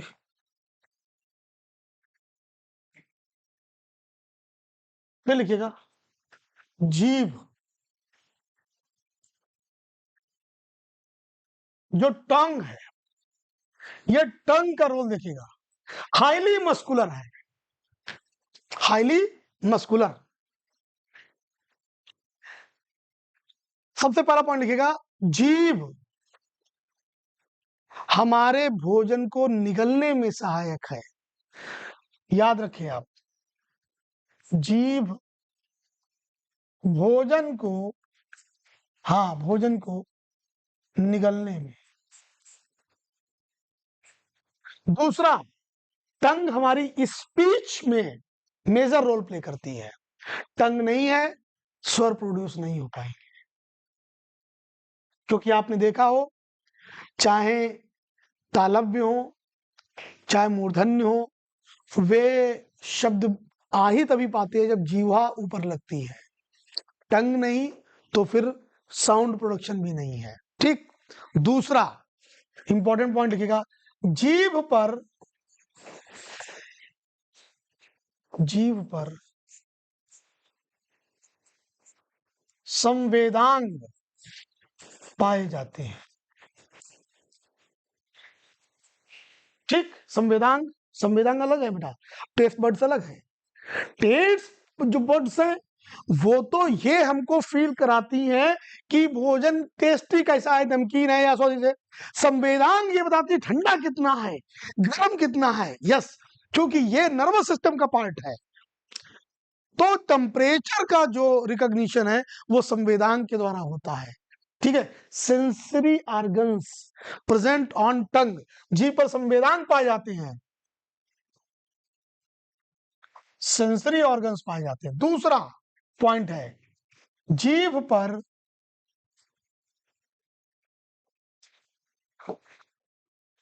स्वाद कलिकाएं कलिकाएं पाई जाती है। अब ये टेस्ट बड्स जो होती हैं, बड्स, इनसे प्रश्न आया है, तो मैं यहाँ पर स्ट्रक्चर बना देता हूं, नोट कर लीजिएगा। ये टंग हो गई, इसका जो अग्रभाग है, अग्रभाग से ये किसको रिकॉग्नाइज करता है? मीठे को, मीठा। पश्च भाग तीखा, याद रखें, पश्च भाग, ये पश्च भाग है ना, ये तीखा, बिटर, यस। स्वीट, आप याद रखें। और ये आपका सौर हो गया, नहीं, ये हो गया बिटर, बिटर इन टेस्ट, है ना। अगर कोई चीज बिटर है, तीखी है, कड़वा यहां लगेगा। हालांकि मिर्च जो फिर एक मैटर अलग है, मिर्च कहाँ कहाँ लगती है ये एक मामला है ना, तुम लोग अलग जा रहे हो, हम जीभ की बात कर रहे हैं, यहीं पर मिर्च। मिर्च याद रखिएगा, कुछ मिर्च होती हैं, याद रखिएगा, जैसे लाल मिर्च आप खाएंगे, और नहीं तो आज टेस्ट कर लेना, थोड़ा सा ज्यादा नहीं करना, लेकिन थोड़ा समस्या पैदा कर दो, बाद में गुरु जी ने बोला था। लाल मिर्च अगर आप लेते हैं तो ये आपके टंग पर लगेगा, लिप्स पर लगेगी, यहाँ पर इस एरिया में लगती है। लेकिन आप कभी स्पेशली फील करिए काली मिर्च को, काली मिर्च को रखें यहाँ पर, नहीं सेंसिटिविटी फील होगी। ये नेक में जाकर के नीचे लगेगी, काली मिर्च और बड़ी इलायची, दो चीजें, ये दोनों नेक में लगती है पीछे की ओर। इनके सबके अपने स्पेसिफिक एरियाज होते हैं, जबकि वो भी बिटर इंटेस्ट कड़वा है, लेकिन ये आपके टंग पे नहीं लगेगा, ये आपके नेक रीजन में लगता है जाकर के। हाँ, हरी मिर्च भी आपके टंग पे ही लगेगी। देखिए आप समझिएगा, उसमें जो मौजूद है मेन कैप्सिकम, जो तीखापन लाता है, ठीक है ना, तीखापन जो है वो मेन है कैप्सिकम की वजह से। और अगर आप ज्यादा मात्रा में लेते हैं तो ये दो तीन चीजों को इन्फ्लुएंस करता है। ध्यान समझना मैंने जो बोला, अत्यधिक तीखा क्या इन्फ्लुएंस करता है? नंबर एक, it will increase production of acid, acid का प्रोडक्शन बढ़ा देगा, याद रखिएगा। हाईली बिटर अगर कोई चीज खाओगे तो एसिडिक प्रोडक्शन ज्यादा होगा। दूसरा, इरिटेशन, यानी कि छोटी आंत में, छोटी आंत और बड़ी आंत में, इन दोनों आंतों में क्या करेगा? इरिटेशन काज करेगा। इरिटेशन कैसे काज करता है? दरअसल एक चीज मैं आपको बताना भूल गया, यहाँ पे बता दूं, वो भी आ ही गया, मैटर तो बोल देता हूं। आपने कभी सोचा, भोजन लिया मुंह में, चलो ठीक है, यहां पर तो टंग थी, फिर ये भोजन यहां से यहां आया, यहां से ये यहां गया, जबकि ये हाईली क्वाइल्ड है, पूरी 5 मीटर की एक पूरी पाइप यहां पर स्टोर, इतने रीजन में सोचिए, हाईली क्वाइल्ड है। और फिर ये लार्ज इंटेस्टाइन, ये अपने आप कैसे शिफ्ट हो रहा है? तो हाँ, बोले बोले बोले वही है, नहीं, वो कंट्रक्शन डायलेशन हार्ट के लिए होता है।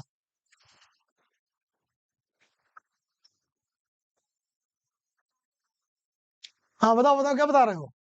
हाँ, बॉवेल मूवमेंट, नहीं और बोलो। हाँ हाँ, वही तो लाना है, वही पर तो लाना है जहाँ पे मैं बोलता हूँ। अभी याद आया, जैसे शब्द बोलूंगा तो भोजन जो बढ़ता है वो किसकी वजह से बढ़ता है, यहाँ पर लिख रहा हूं मैं, चलो यहीं पर लिख देता हूँ इसका बना। ठीक, आहार नाल में बहुत इंपॉर्टेंट प्रश्न है ये, और ये आप जैसे बोलूंगा तुरंत याद आएगा, हाँ सर ये चीज है, लेकिन वो भी नहीं आएगा, मेरे खुद ही नहीं याद आता है जल्दी। आहार नाल में, आहार नाल में भोजन, भोजन क्रमाकुंचन, कुंचन, इसको बोलते हैं पेरिस्टॉल्सिस, पेरिस्टॉल्सिस। ये गति, क्रमाकुंचन की गति, क्रमाकुंचन की गति के कारण आगे बढ़ता है। कभी कभी आपने महसूस ये किया है, पेट फड़फड़ाता है, फुदकता है, फुदकता है, कभी कभी जल्दी इधर भागने लगे, कभी कभार। दरअसल यहां से एक वाइब्रेशन होता है, इस तरीके। अब जैसे हम बोला ऐसा नहीं होता है, बहुत ही माइनर फॉर्म में। दरअसल उसी वाइब्रेशन की वजह से ये भोजन आगे बढ़ता है। इसको स्पेसिफिक नाम दिया गया मेरे बच्चे, दैट इज क्रमाकुंचन की गति, पेरिस्टॉल्सिस। पेरिस्टॉल्सिस याद रखिएगा, इसी वाइब्रेशन की वजह से भोजन आगे बढ़ता है हमारा, समझ पाए। और कई लोगों में जिनमें कॉन्स्टिपेशन की समस्या है, बैठे रहते हैं, दूसरे को मौका ही नहीं मिलता है, खटखटाओ, आदमी अलर्ट रहता है कि इनका जाने का नंबर हो तो पहले निपट लो, क्योंकि ये तो बैठा कि योगासन लगा देंगे वहां। Constipation is a very big problem. मैं नेचुरली बता दूं, रीजन ये है, कॉन्स्टिपेशन आगे जाके लीड करता है किस चीज में, लीड करता है, बहुत बड़ी समस्या, मतलब जनरली नहीं होती है लेकिन फिर वो आगे लीड करती है, जिसको हम लोग पाइल्स बोलते हैं। Is it?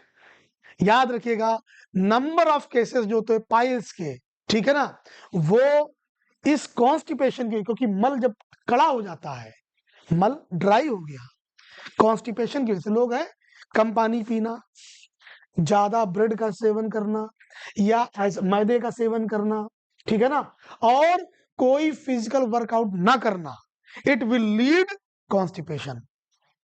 बुरी आते हैं आपकी, पढ़े हैं 12-12 बजे तक, ये तो मजबूरी आपकी, इसमें आना पड़ता है कोचिंग, ये तो आप भी जानते हो, है ना। सुबह की कोचिंग ना हो, फिर देखो कैसे उठाना पड़ता है आपको। तो अगर आप फिजिकल मूवमेंट नहीं करते हैं तो कॉन्स्टिपेशन, और याद रखिए कॉन्स्टिपेशन आगे लीड करती है किसमें, पाइल्स में। पाइल्स जो है रेक्टम रीजन, ये रेक्टम रीजन का मसला है, ठीक है ना। और फिर काटना पड़ता है इसको, सर्जरी होती है, सो पेनफुल। ईश्वर ना करे किसी को हो, बाकी मर्जी आपकी, आप खाइए आराम से, कोई दिक्कत थोड़ा ही है। सर्जरी होती है, माइनर सर्जरी होती है, काटा जाता है, फिर बस अच्छा हो जाता है सब, कोई दिक्कत नहीं है वैसे। तो याद रखिएगा, ये जो है, ये जो मेजर बात बता रहा, जिनको कॉन्स्टिपेशन की प्रॉब्लम होती है उनमें गट मूवमेंट बोलते हैं, गट मूवमेंट, गट मूवमेंट इसकी वजह से धीमा पड़ जाता है। फिर क्या लेते हैं, फिर आप घर में देखा होगा, फिर लग्जेटिव लेते हैं। लग्जेटिव देखा किसी को लेते हो नहीं, एक एक डब्बा आता है उसमें ग्रेन्यूल्स होते हैं, वो डाला पानी में, जल्दी पी गए, फिर सुबह फ्रेश हो जाते हैं, बहुत बढ़िया। जिनको जिनको कॉन्स्टिपेशन की प्रॉब्लम होती है उनसे पूछो, वो लेकर के आते हैं लग्जेटिव, दर्द होता है, सब होता नहीं, तो डॉक्टर साहब ओके ओके कोई नहीं कोई नहीं, बढ़िया वो मिलता है 150, 200, 250 का डब्बा, वो इसीलिए बैठे हुए हैं, आओ तो तुम सही एक बार। फिर लिखते हैं हाँ ये ले लीजिएगा, लग्जेटिव है बढ़िया, इसको रात में भोजन करने के पश्चात जो है 2 चम्मच डाल के तुरंत पीना होता है वो। इसबगोल की भूसी सुना है आपने? हाँ, सब खाए पिए बैठे हो। इसबगोल की भूसी जो होती है वो लग्जेटिव ही है, ठीक है, बस वो नेचुरल एक्सट्रैक्ट होता है। तो याद रखिएगा, वो लग्जेटिव लेते हैं तो क्या करता है, वो साइज में इंक्रीज कर जाते हैं बाद में, तो उससे गट मूवमेंट तेज हो जाता है, बस गट मूवमेंट तेज, बढ़िया, फिर फ्रेश हो जाइए। तो क्या हुआ, एक रीजन यहाँ पर मैंने था टाइलिन एंजाइम। अब सुनिएगा ध्यान से, यहां पर सबलिंगुअल मैंने बोला, सबमेंडिबुलर बोला और पैरोटिड बोला। पैरोटिड मैंने क्या बोला, कहां पर पाई जाती है, यहाँ पे, ये कर्ण पटल के नीचे, ये कर्ण पटल है, नॉट कर्ण, मतलब पिन्नाल ओनली, ये कान नहीं है हमारे, कान नहीं है, कर्ण पटल है, कान है अंदर, कान है अंदर, उन 3 हड्डियों का कंपोजिशन वो कान है हमारा, जिनके बारे में कभी सुना होगा आपने, 3 छोटी छोटी हड्डियां आपस में, हाँ 3 छोटी छोटी है हड्डियां, स्टेपीज, मैलियस और इंकस, जिसमें स्टेपीज कौन सी है, सबसे छोटी। ये 3 हड्डियों का कॉम्बिनेशन जो है, यही है इंटरनल ईयर, एक्चुअली में यही ईयर है, इनके ठीक नीचे है पैरोटिड। अब सुनिएगा, मैं आपको एक और चीज रिलेट करता हूं, एक डिजीज के बारे में सुना हो आपने, शायद सुना हो, क्योंकि पढ़ने लिखने वाले लगती हो शकल से, तो सुना होगा आपने एक नाम,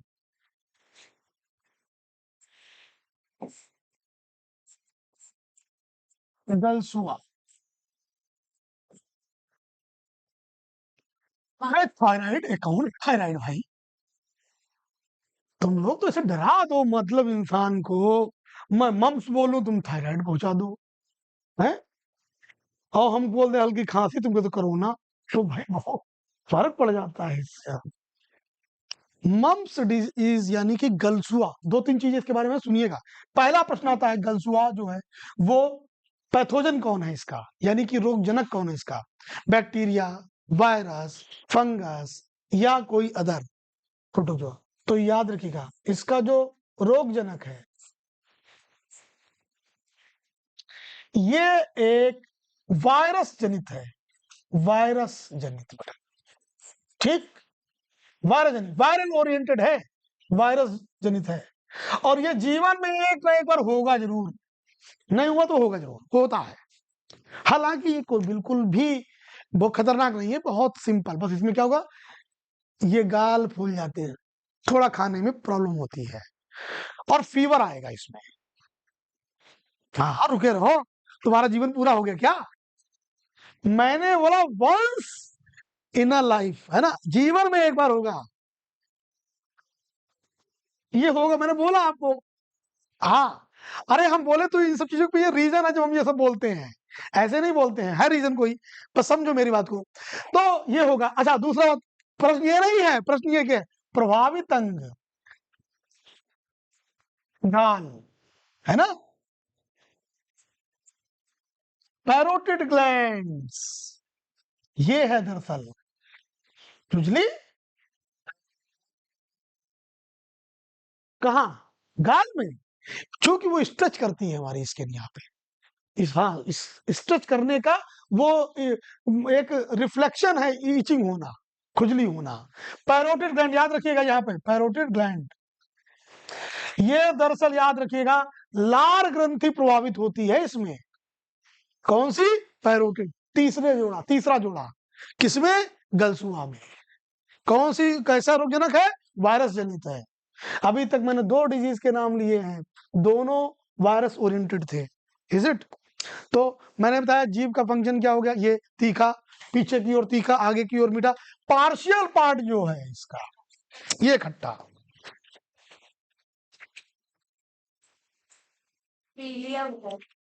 आप पीलिया बताया था मैंने,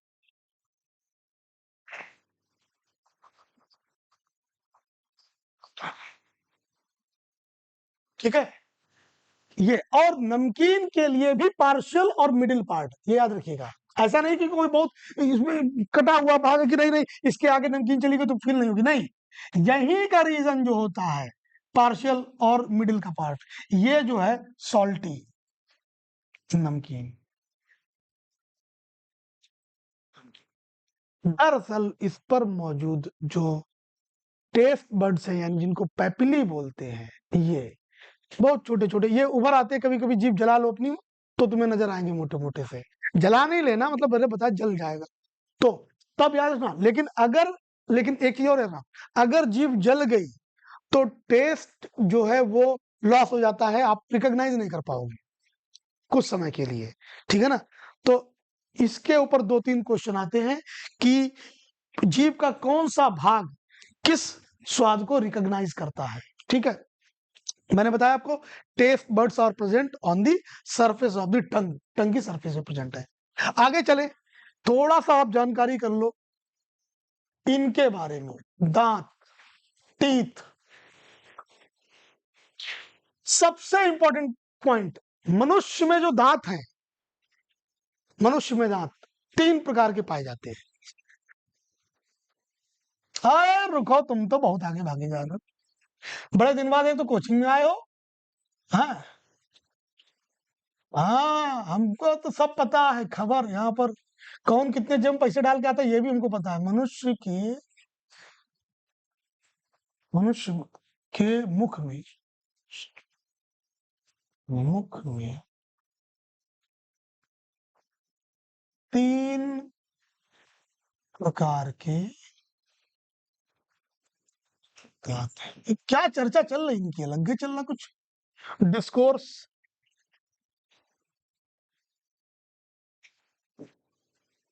एक है बेटा विषम दंती,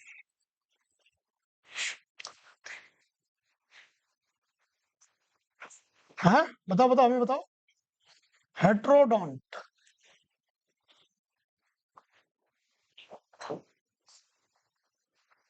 द्विवार दंती।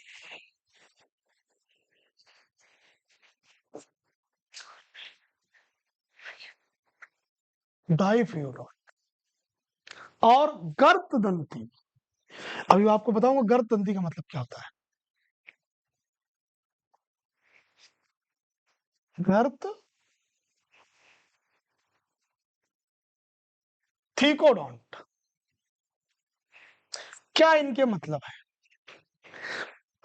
अगर फिश को आप देखेंगे जिनमें टीथ प्रेजेंट, सारी टीथ नहीं पाई जाती फिशेस में, लेकिन कुछ में टीथ होते हैं, तो जिनमें टीथ होते हैं उनके आप ध्यान से देखो, ये शार्क वगैरह में इनके आइसोडोंट होते हैं, यानी एक ही प्रकार के सारे टीथ होते हैं, एक ही प्रकार के पूरे मुख में। ठीक। दूसरा, इनके दांत जबड़ों में धसे नहीं होते हैं। आपको बता दो, जैसे मैं आपका अगर एक दांत उखाड़ दूं जंबूरा लेकर के, अब या तो उखड़वाओगे तो वही है, आपने खाया पिया, अरे क्या करो, तो उखड़वाना है भाई, कुछ हिल रहे होंगे, आपको भी पता है कुछ ना कुछ दांत, और वो एक दिन जाओगे उसमें एनेस्थीसिया देकर उखाड़ेंगे। हाँ, नहीं पेन होगा, एनेस्थीसिया इसीलिए पहले दिया जाएगा, बाद में दर्द होगा, ये कहो। जब उखाड़ा जाएगा तो आप देखोगे, बोल तो नहीं कर दो करोगे खाली, लेकिन जब उखाड़ के वो रखेगा सामने तो आप क्या देखोगे? देखोगे ये सीन जो बताने जा रहे हो, वो देखो।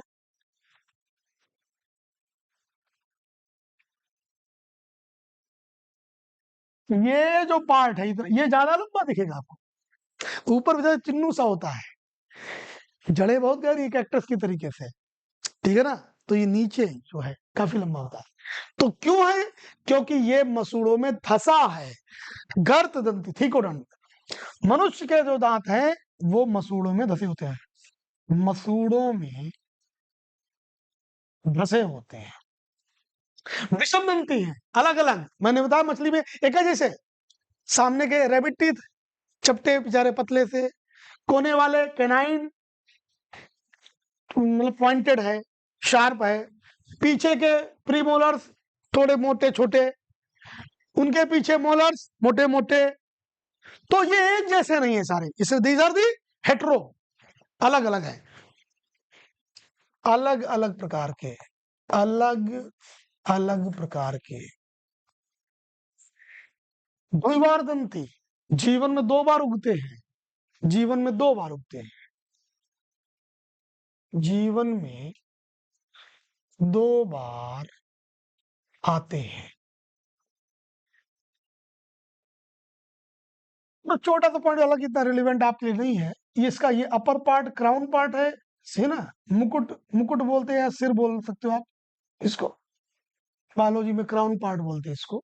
और ये यहाँ से निकलता है, बिल्कुल बाहर दिखाई देता है, ये थोड़ा सा प्रेस्ड होता है ना? ये नेक रीजन है, नेक गर्दन वाला भाग। और ये जो है ये जड़ रूट है, रूट। हाँ, जड़ें बताओ कहाँ कहाँ जाती है। और इन ये आपको व्हाइट व्हाइट चमकते से दिखाई देते हैं ना, इसके ऊपर बहुत फाइन, हाँ बहुत फाइन, ये बहुत मोटी नहीं है, बहुत पतली होती है, पेंट एशियन पेंट है बस, ऐसे समझो। इसके ऊपर एक व्हाइट कवरिंग है मेरे बच्चे, क्वेश्चन असल में उससे आता है, इसलिए मैं बता रहा हूँ आपको, इससे क्वेश्चन क्या आता है वो मैं बताऊंगा आपको भी।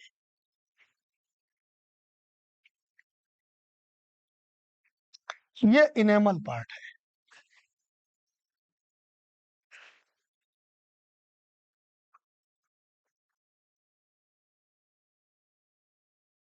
ठीक है? ये जो इनेमल पार्ट है, याद रखिएगा, ये सर्वाधिक मजबूत, कठोर, मजबूत की मैं कठोर लिख देता हूं, हाँ हार्डेस्ट ज्यादा सा अच्छा है, सर्वाधिक कठोर। और आप एक शब्द सुनते होंगे, कैविटी का बनना, तो कैविटी का बनना क्या है? क्या हो जाए? होल हो जाए, हाँ, होल नहीं, मेन वो तो रिजल्ट है। हाँ, बैक्टीरिया होते बिल्कुल सही, बिल्कुल सही है। बैक्टीरिया ही होते हैं जो उस भोजन को फीड करते हैं और वो वहीं पर फिर क्या करते हैं, उत्सर्जन करते हैं। और उस उत्सर्जन में क्योंकि वो हाईली एसिडिक होता है, वो क्या करते हैं, इस परत को डिके कर देते हैं। तो दरअसल टर्म ये आता है, decay of enamel is Leeds what, है ना, कैविटी। ये जो टूथ डिके होता है, टूथ डिके का मतलब यहां पर है इनेमल का लॉस होना। और जहां पर प्रिसाइसली ज्यादा बैक्टीरिया है, इसीलिए आपने देखो ऊपर की ओर जहां गड्ढा बना तो वो खा जाता है, या साइड में जहां जुड़े होते हैं टीथ वहीं पे फंसता है। बात समझ रहे हैं? तो लॉस ऑफ इनेमल कवरिंग ये टूथ डिके है। ठीक है, यही लीड करे कैविटी का बनना।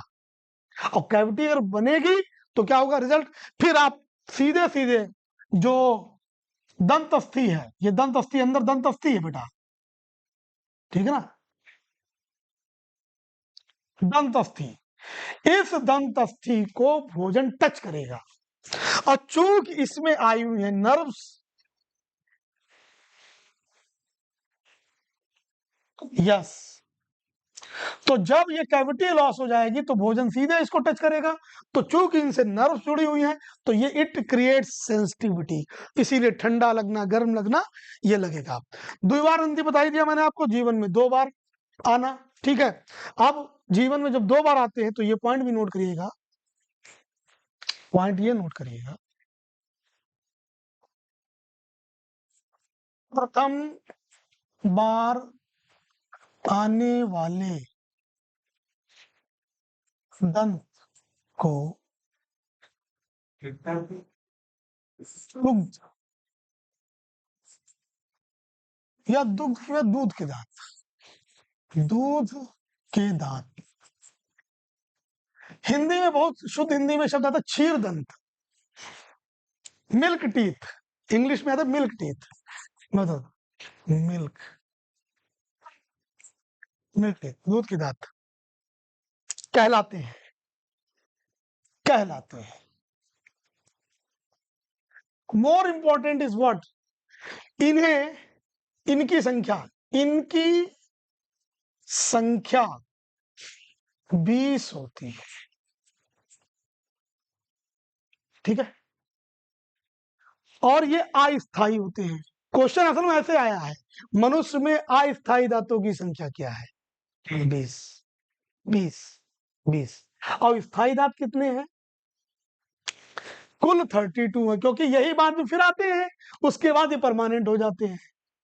तो ये ना करना 32 में से 20 घटा दिया और कह दिया 18, क्योंकि ये एक बार आते हैं, 12 से 15 वर्ष की आयु तक ये आकर के चले भी जाते हैं। अच्छा भाई, तुम मीटर लगा काउंट कर लेना। ठीक है, ये एक बार आएंगे और फिर ये चले जाते हैं, इनके ऊपर दूसरे जो आते हैं वो स्थायी रहते हैं। तो स्थायी दांतों की संख्या, ये अस्थायी हो गए, इन्हीं को आप कह सकते हो अस्थायी दांत।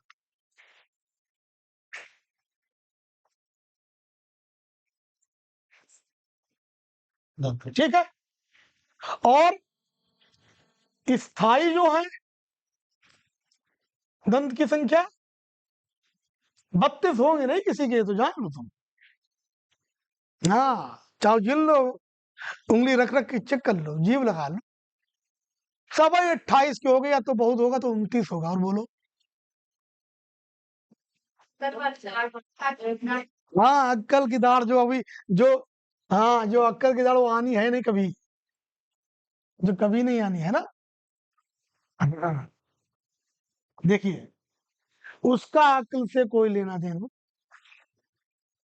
है, रीजन है उसका, रीजन ये है सर। देखिए, सबसे पहले तो मैं आपको बताऊं, मैं एक अगर टीथ को कुछ ऐसे बाइफरकेट कर दूं, ये मान लीजिए मेरा निचला जबड़ा है, लोअर जा को मैंने डिवाइड किया, ठीक है।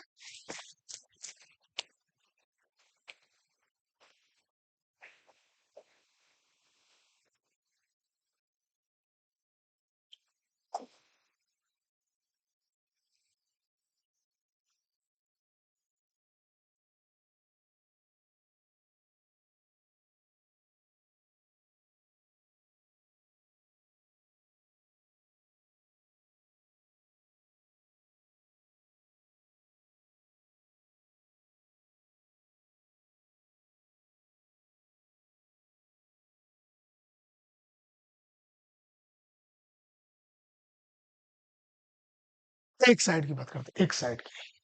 सबसे पहले बच्चे के रैबिट टीथ आते हैं, ये वाले काटता इसलिए जहां दे दो उंगली धर लेगा, काटने के काम। बाइटिंग का फंक्शन इनका यही है, इसीलिए इनको नाम दिया गया इंसीजर। हाँ, इंसीजर क्या कहलाए? इंसीजर, ठीक है।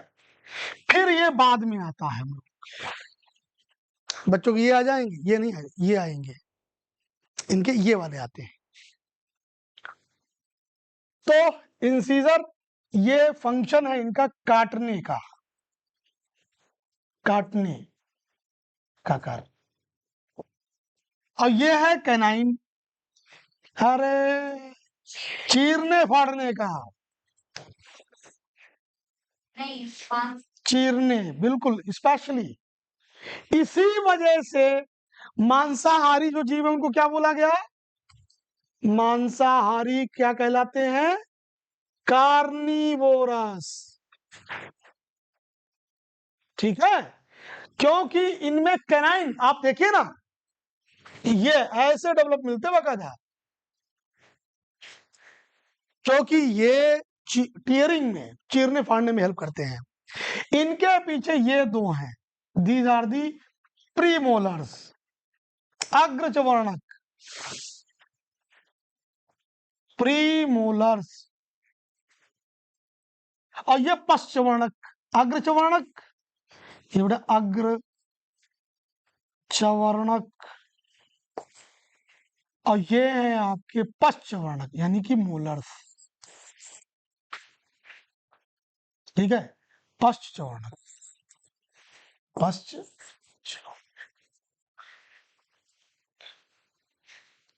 अब मेरी बात ध्यान सुनना,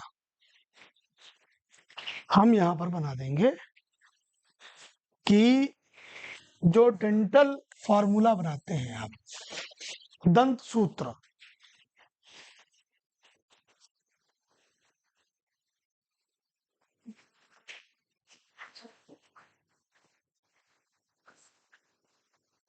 तो एक तो ये हमारे पास इंसीजर है, उसके पीछे फिर कैनाइन है, फिर पीएम है और एम है।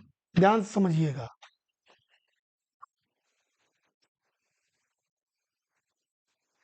नोट करते चलिएगा साथी में।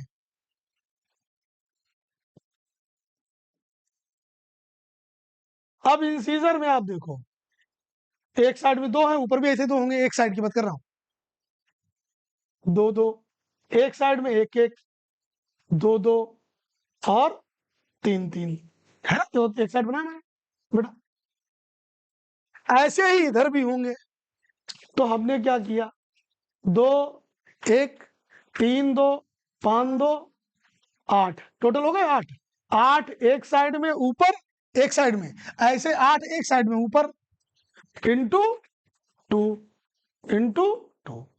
तो हमारे पास बेटा टोटल वैल्यू कितनी आ गई? 16 16 30, 16 + 16 30।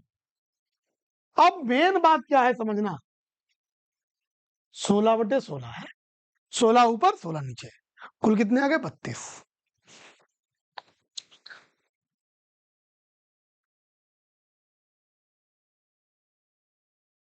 याद रखिएगा। अब इसमें जो सबसे पॉइंट वाली बात है वो लिख रहा हूं मैं, अक्कल दाढ़ जिसको बोलते हैं, अक्कल दाढ़ 29वां, 29वां, याद रखिएगा, ये तीसरा, थर्ड मोलर जिसको बोलते हैं, थर्ड मोलर टीथ होता है। और ये एक्चुअली जो है ये आता है after the age of 18th, 18 की आयु पूरी होने के बाद में समानता आता है, उससे पहले नहीं आता है। किसी किसी में आता है, सब में नहीं आता है। तो चूंकि ये एडल्ट कंडीशन में आता है, इसलिए नाम क्या दिया गया? अक्कल, क्योंकि माना जाता है 18 साल का आदमी तो अक्कल वाला होता है, बाकी इसका अक्कल से लेना देना कुछ नहीं है। सामान्यता ये आएगा तो पेन करेगा, दर्दी का तो उखड़वाई देना ज्यादा अच्छा है। सामान्य तौर पर कितने रहेंगे मेरे बच्चे? 28, 28 दांत रहेंगे। 28 टीथ रहते हैं। समझ पा रहे? क्वेश्चन ये नहीं है, क्वेश्चन ये है कि जो हाथी के दांत होते हैं जो बाहर निकले हुए, वो इनमें से कौन से होते हैं। अपने मन से नहीं बताना, पढ़ा हुआ तो बता पाओगे, नहीं तो नहीं बता पाओगे। हमने तो बढ़िया देखे हैं निकलने हुए, चीरने वाले शायद। ये नोट कर लिया सबने? आगे बढ़े। मतलब वाली 2 पॉइंट लिखाने जा रहा हूं, बहुत ही इंपॉर्टेंट है। पहला लिखिएगा, इंग्लिश में उनको टस्क बोलते हैं, है ना। इंग्लिश में मतलब हाथी के जो बाहर दांत निकले, एक अंदर बाहर वाले। तो लिखिएगा, हाथी के बाहर निकले दांत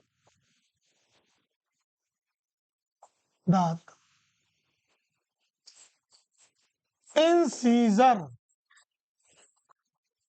के परिवर्तित रूप होते हैं।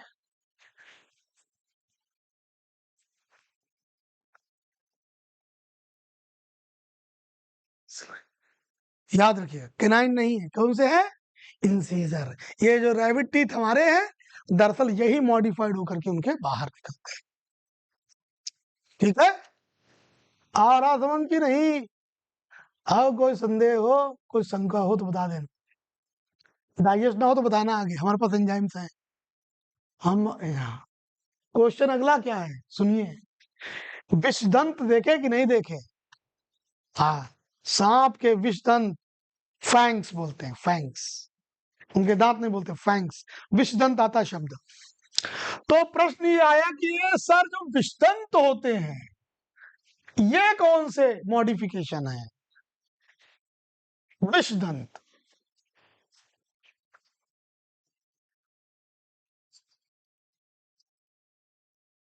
फैंक्स। जहां कोबरा फन उठाया फस और धर लिया उसने, तो बस उसके धर लेते आदमी जान चली जाती, मरता आदमी बाद में है, पहले तो उसने काट लिया तो बड़ी समस्या है। अच्छा, काट छोड़ दो, निकल जाए यहाँ से। कई बार बेचारा केचुआ इस चक्कर में मारा जाता है, लोग पहचानते नहीं, केचुए को ही मार देते सांप समझ करके।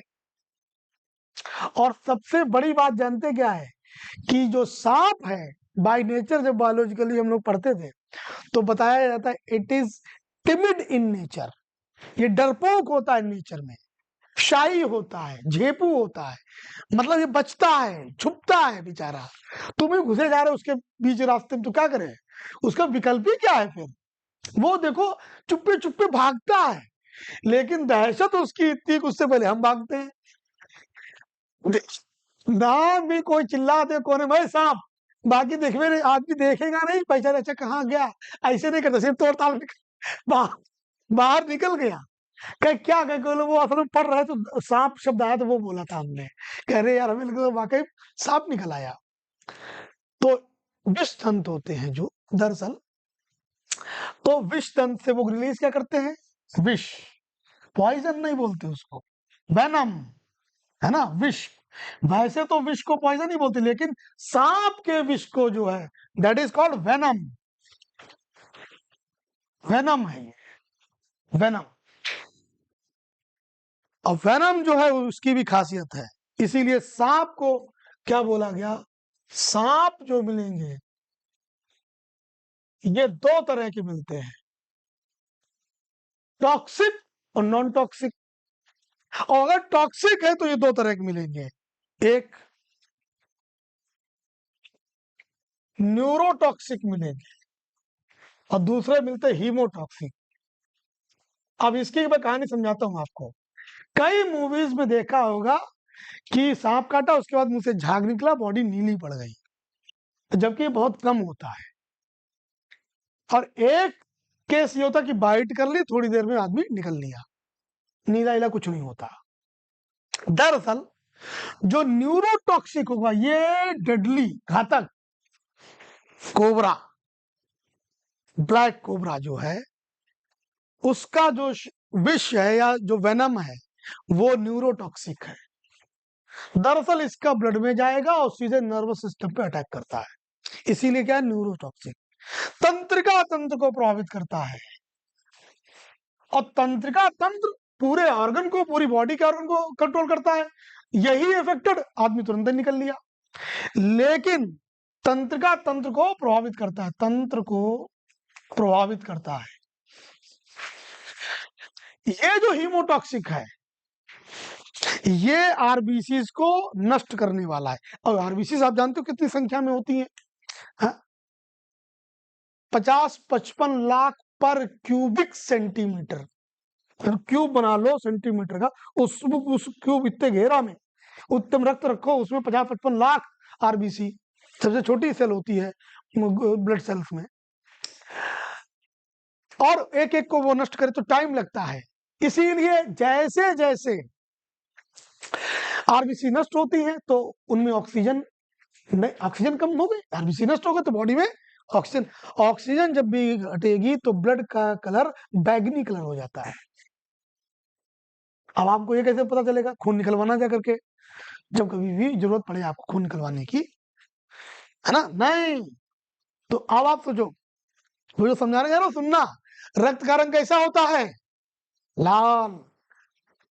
लेकिन जो खून निकलवाओगे वो लाल नहीं होगा, वो ध्यान से देखना, वो आपको लाइट रेड और बैगनी कलर का दिखेगा, अगर आप ध्यान दोगे तो। बाकी समस्या में इतने हो तो आपको कहाँ ध्यान देना। अब वो क्यों बैगनी है? दरअसल खून निकालते हैं तो कैसे निकालते हैं? आपने ध्यान दिया हो तो यहाँ पर या तो वो रखते हैं, सिरिंज को टाइट करते हैं यहाँ पे, लेकिन यहाँ पर भी वो अगर रखेंगे तो आप ध्यान दो, वो इन वेन्स से निकालते हैं। वेन्स, ये है वेन्स। और रक्त नलिकाएं जब हम पढ़ते हैं तो सामान्यतः दो तरह की रक्त नलिका पढ़ते हैं, एक पढ़ते हो आप धमनी और एक पढ़ते हो शिरा, वेन एंड आर्टरीज। तो याद रखिए ये जितनी त्वचा के नीचे ये दिखती हैं आपको, ये सब की सब वेन्स है। ठीक, क्या है? वेन्स, यानी कि शिराएं। और शिराओं का एक फंक्शन आपने पढ़ा होगा, शिराओं में सदैव कार्बन डाइऑक्साइड युक्त रक्त बहता है, या अशुद्ध रक्त जिसको बोलते हो आप। समझ पाए कि नहीं समझ पाए? मैंने कहा स्किन के ठीक नीचे जो ब्लड की पाइपलाइंस आपको दिखती हैं, दीज आर दी वेन्स। और वेन्स में जो ब्लड बहता है वो बिना ऑक्सीजन वाला या कार्बन डाइऑक्साइड वाला होता है। और कार्बन डाइऑक्साइड युक्त जो होता है वो लाल नहीं होता है, वो थोड़ा सा गहरा बैगनी कलर का होता है। क्या अब ये लाल कब होगा? जब ये आएगा लंग्स के पास, रक्त ट्रांसफर होगा, CO2 जाएगी लंग्स में, O2 आएगी आरबीसी में, और जैसे आरबीसी इसके ऊपर आरबीसी पर ऑक्सीजन बैठती है, ये तुरंत तमतमा जाता है, रेड इन कलर। यानी ऑक्सीजनेटेड ब्लड जो होता है वो रेड कलर का होता है। तो अब ऑक्सीजन तो रही नहीं, इन्होंने डस लिया, करैत, ठीक है ना, घोड़ा पछाड़ इसको बोलते हैं, इसने धर लिया, तो ये हीमोटॉक्सिक है। ये क्या करेगा? लाल रक्त कणिकाओं को, लाल रक्त को प्रभावित करता है, को प्रभावित करता है। सबसे बड़ी बात, जैसे ही सांप का केस आता है, डॉक्टर पहले पूछता है किसने कौन सांप काटा, और तुमको क्या पहचान? साहब डॉक्टर साहब काट गया हमको। तुम्हारे मुंह से आवाजें नहीं निकलेगी, पहचान पाओ। इसलिए सांप जब भी काटे तो देख लो, पहचान लो, रंग पहचान लीजिए आप, टेल देख लीजिए, हुड देख लीजिए, क्योंकि दो ये सिम्टम, ये फीचर्स होते हैं जिनसे रिकॉग्नाइज किया था। क्योंकि डॉक्टर के पास ऑप्शन नहीं है, उसके पास समस्या एक है, उसको देनी है एंटीडोट, देनी है एंटी वेनम, और एंटी वेनम जो होता है वो स्पेसिफिक सांप का स्पेसिफिक होता है। चलो मान लो स्पेसिफिक सांप नहीं, तो वो इतना रिकॉग्नाइज कर लेगा, जैसे बोलोगे साहब राय बहुत करिया सांप रहा है, करिया रहा है, चलो ठीक। वो सामान्यतः जो है काले सांपों में जो होता है ये नाजा नाजा, यानी कि जो कोबरा ही आता है, या कोबरा की अदर स्पीसीज वो आते हैं। भूरा है, गेहुआ है, बरजतिया, बरजतिया या बोला जाता है जिसको हाँ ब्राउन कलर के। पनिया नहीं काटता, याद रखिए, पनिया बोलते हैं आप, बट नॉट पॉइजनस है, याद रखिए। सबसे बड़ी बात कि स्नेक की मात्र 40% स्पीसीज जो है वो पॉइजनस होती हैं, लेकिन भाई इतना व्याप्त होता है जो कुछ भी निकल जाए सब सांपा ही है, सब काट लेगा, ठीक। लेकिन फिर भी प्रिकॉशन याद रखिए, अगर ब्राउन इस कलर में है, भूरे रंग में है, तो कभी भी न्यूरोटॉक्सिक नहीं होगा, हीमोटॉक्सिक हो। तो डॉक्टर सिर्फ कलर पूछता है, तो उसके बेस पे वो डोज देता है। रीजन ये है कि इन्हीं के बेस पे तय होगा, अगर न्यूरोटॉक्सिक तो इसको एंटीवेनम देनी पड़ेगी, नहीं तो इसकी एंटीवेनम। और ये जो एंटीवेनम है, ये एंटीवेनम बनती है, याद रखिएगा, विषरोधी दवा, ये क्या बोलते हैं, विषरोधी, या जो एंटीवेनम है, एंटीवेनम, एंटीवेनम को घोड़े के रक्त से तैयार किया जाता है।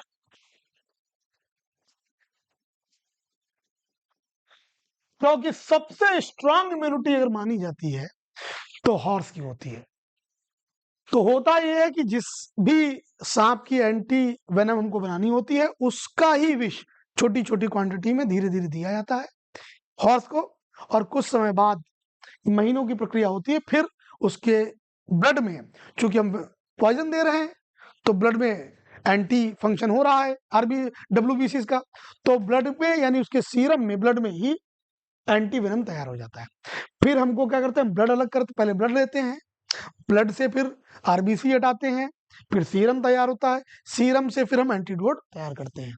तो मेन फंक्शन क्वेश्चन ये आया है कि जो एंटीडोट है या एंटीवेनम है वो किस जीव जंतु या जानवर से बनाया जाता है, दैट इज। हाँ, अब बात आती है कि ये फैंग्स क्या होते हैं, कौन से टीथ होते हैं। तो याद रखिएगा, जो फैंग्स होते हैं दरअसल ये कोई टीथ नहीं होते हैं। हमारे मुख में दो जबड़े हैं, एक अपर जा है, एक लोअर। एक ऊपरी जबड़ा है मैक्सिला, और ये मंडिबल, सबसे मजबूत हड्डी। कहीं मुक्का मार तोड़ देंगे तुम्हारा जबड़ा, कहाँ ही सब मुक्का मारेंगे, जबड़ा तोड़ देंगे। जबड़ा क्यों तोड़ दोगे, सबसे मजबूत हड्डी। शरीर की सबसे मजबूत हड्डी कौन सी, मैंडिबल बोन, याद रखिएगा। लोअर जा की, ठीक है। इसका अपर जा, ये अपर जा जो होता है, इसका जो ऊपरी जबड़ा होता है सांप का, दरअसल ये अपर जा ही कन्वर्ट हो जाता है फैंक्स में, तो ये मैक्सिलरी टीथ बोलते हैं इनको, मैक्सिलरी टीथ। तो जो सांप के विषदंत मैक्सिलरी दंत का रूपांतरण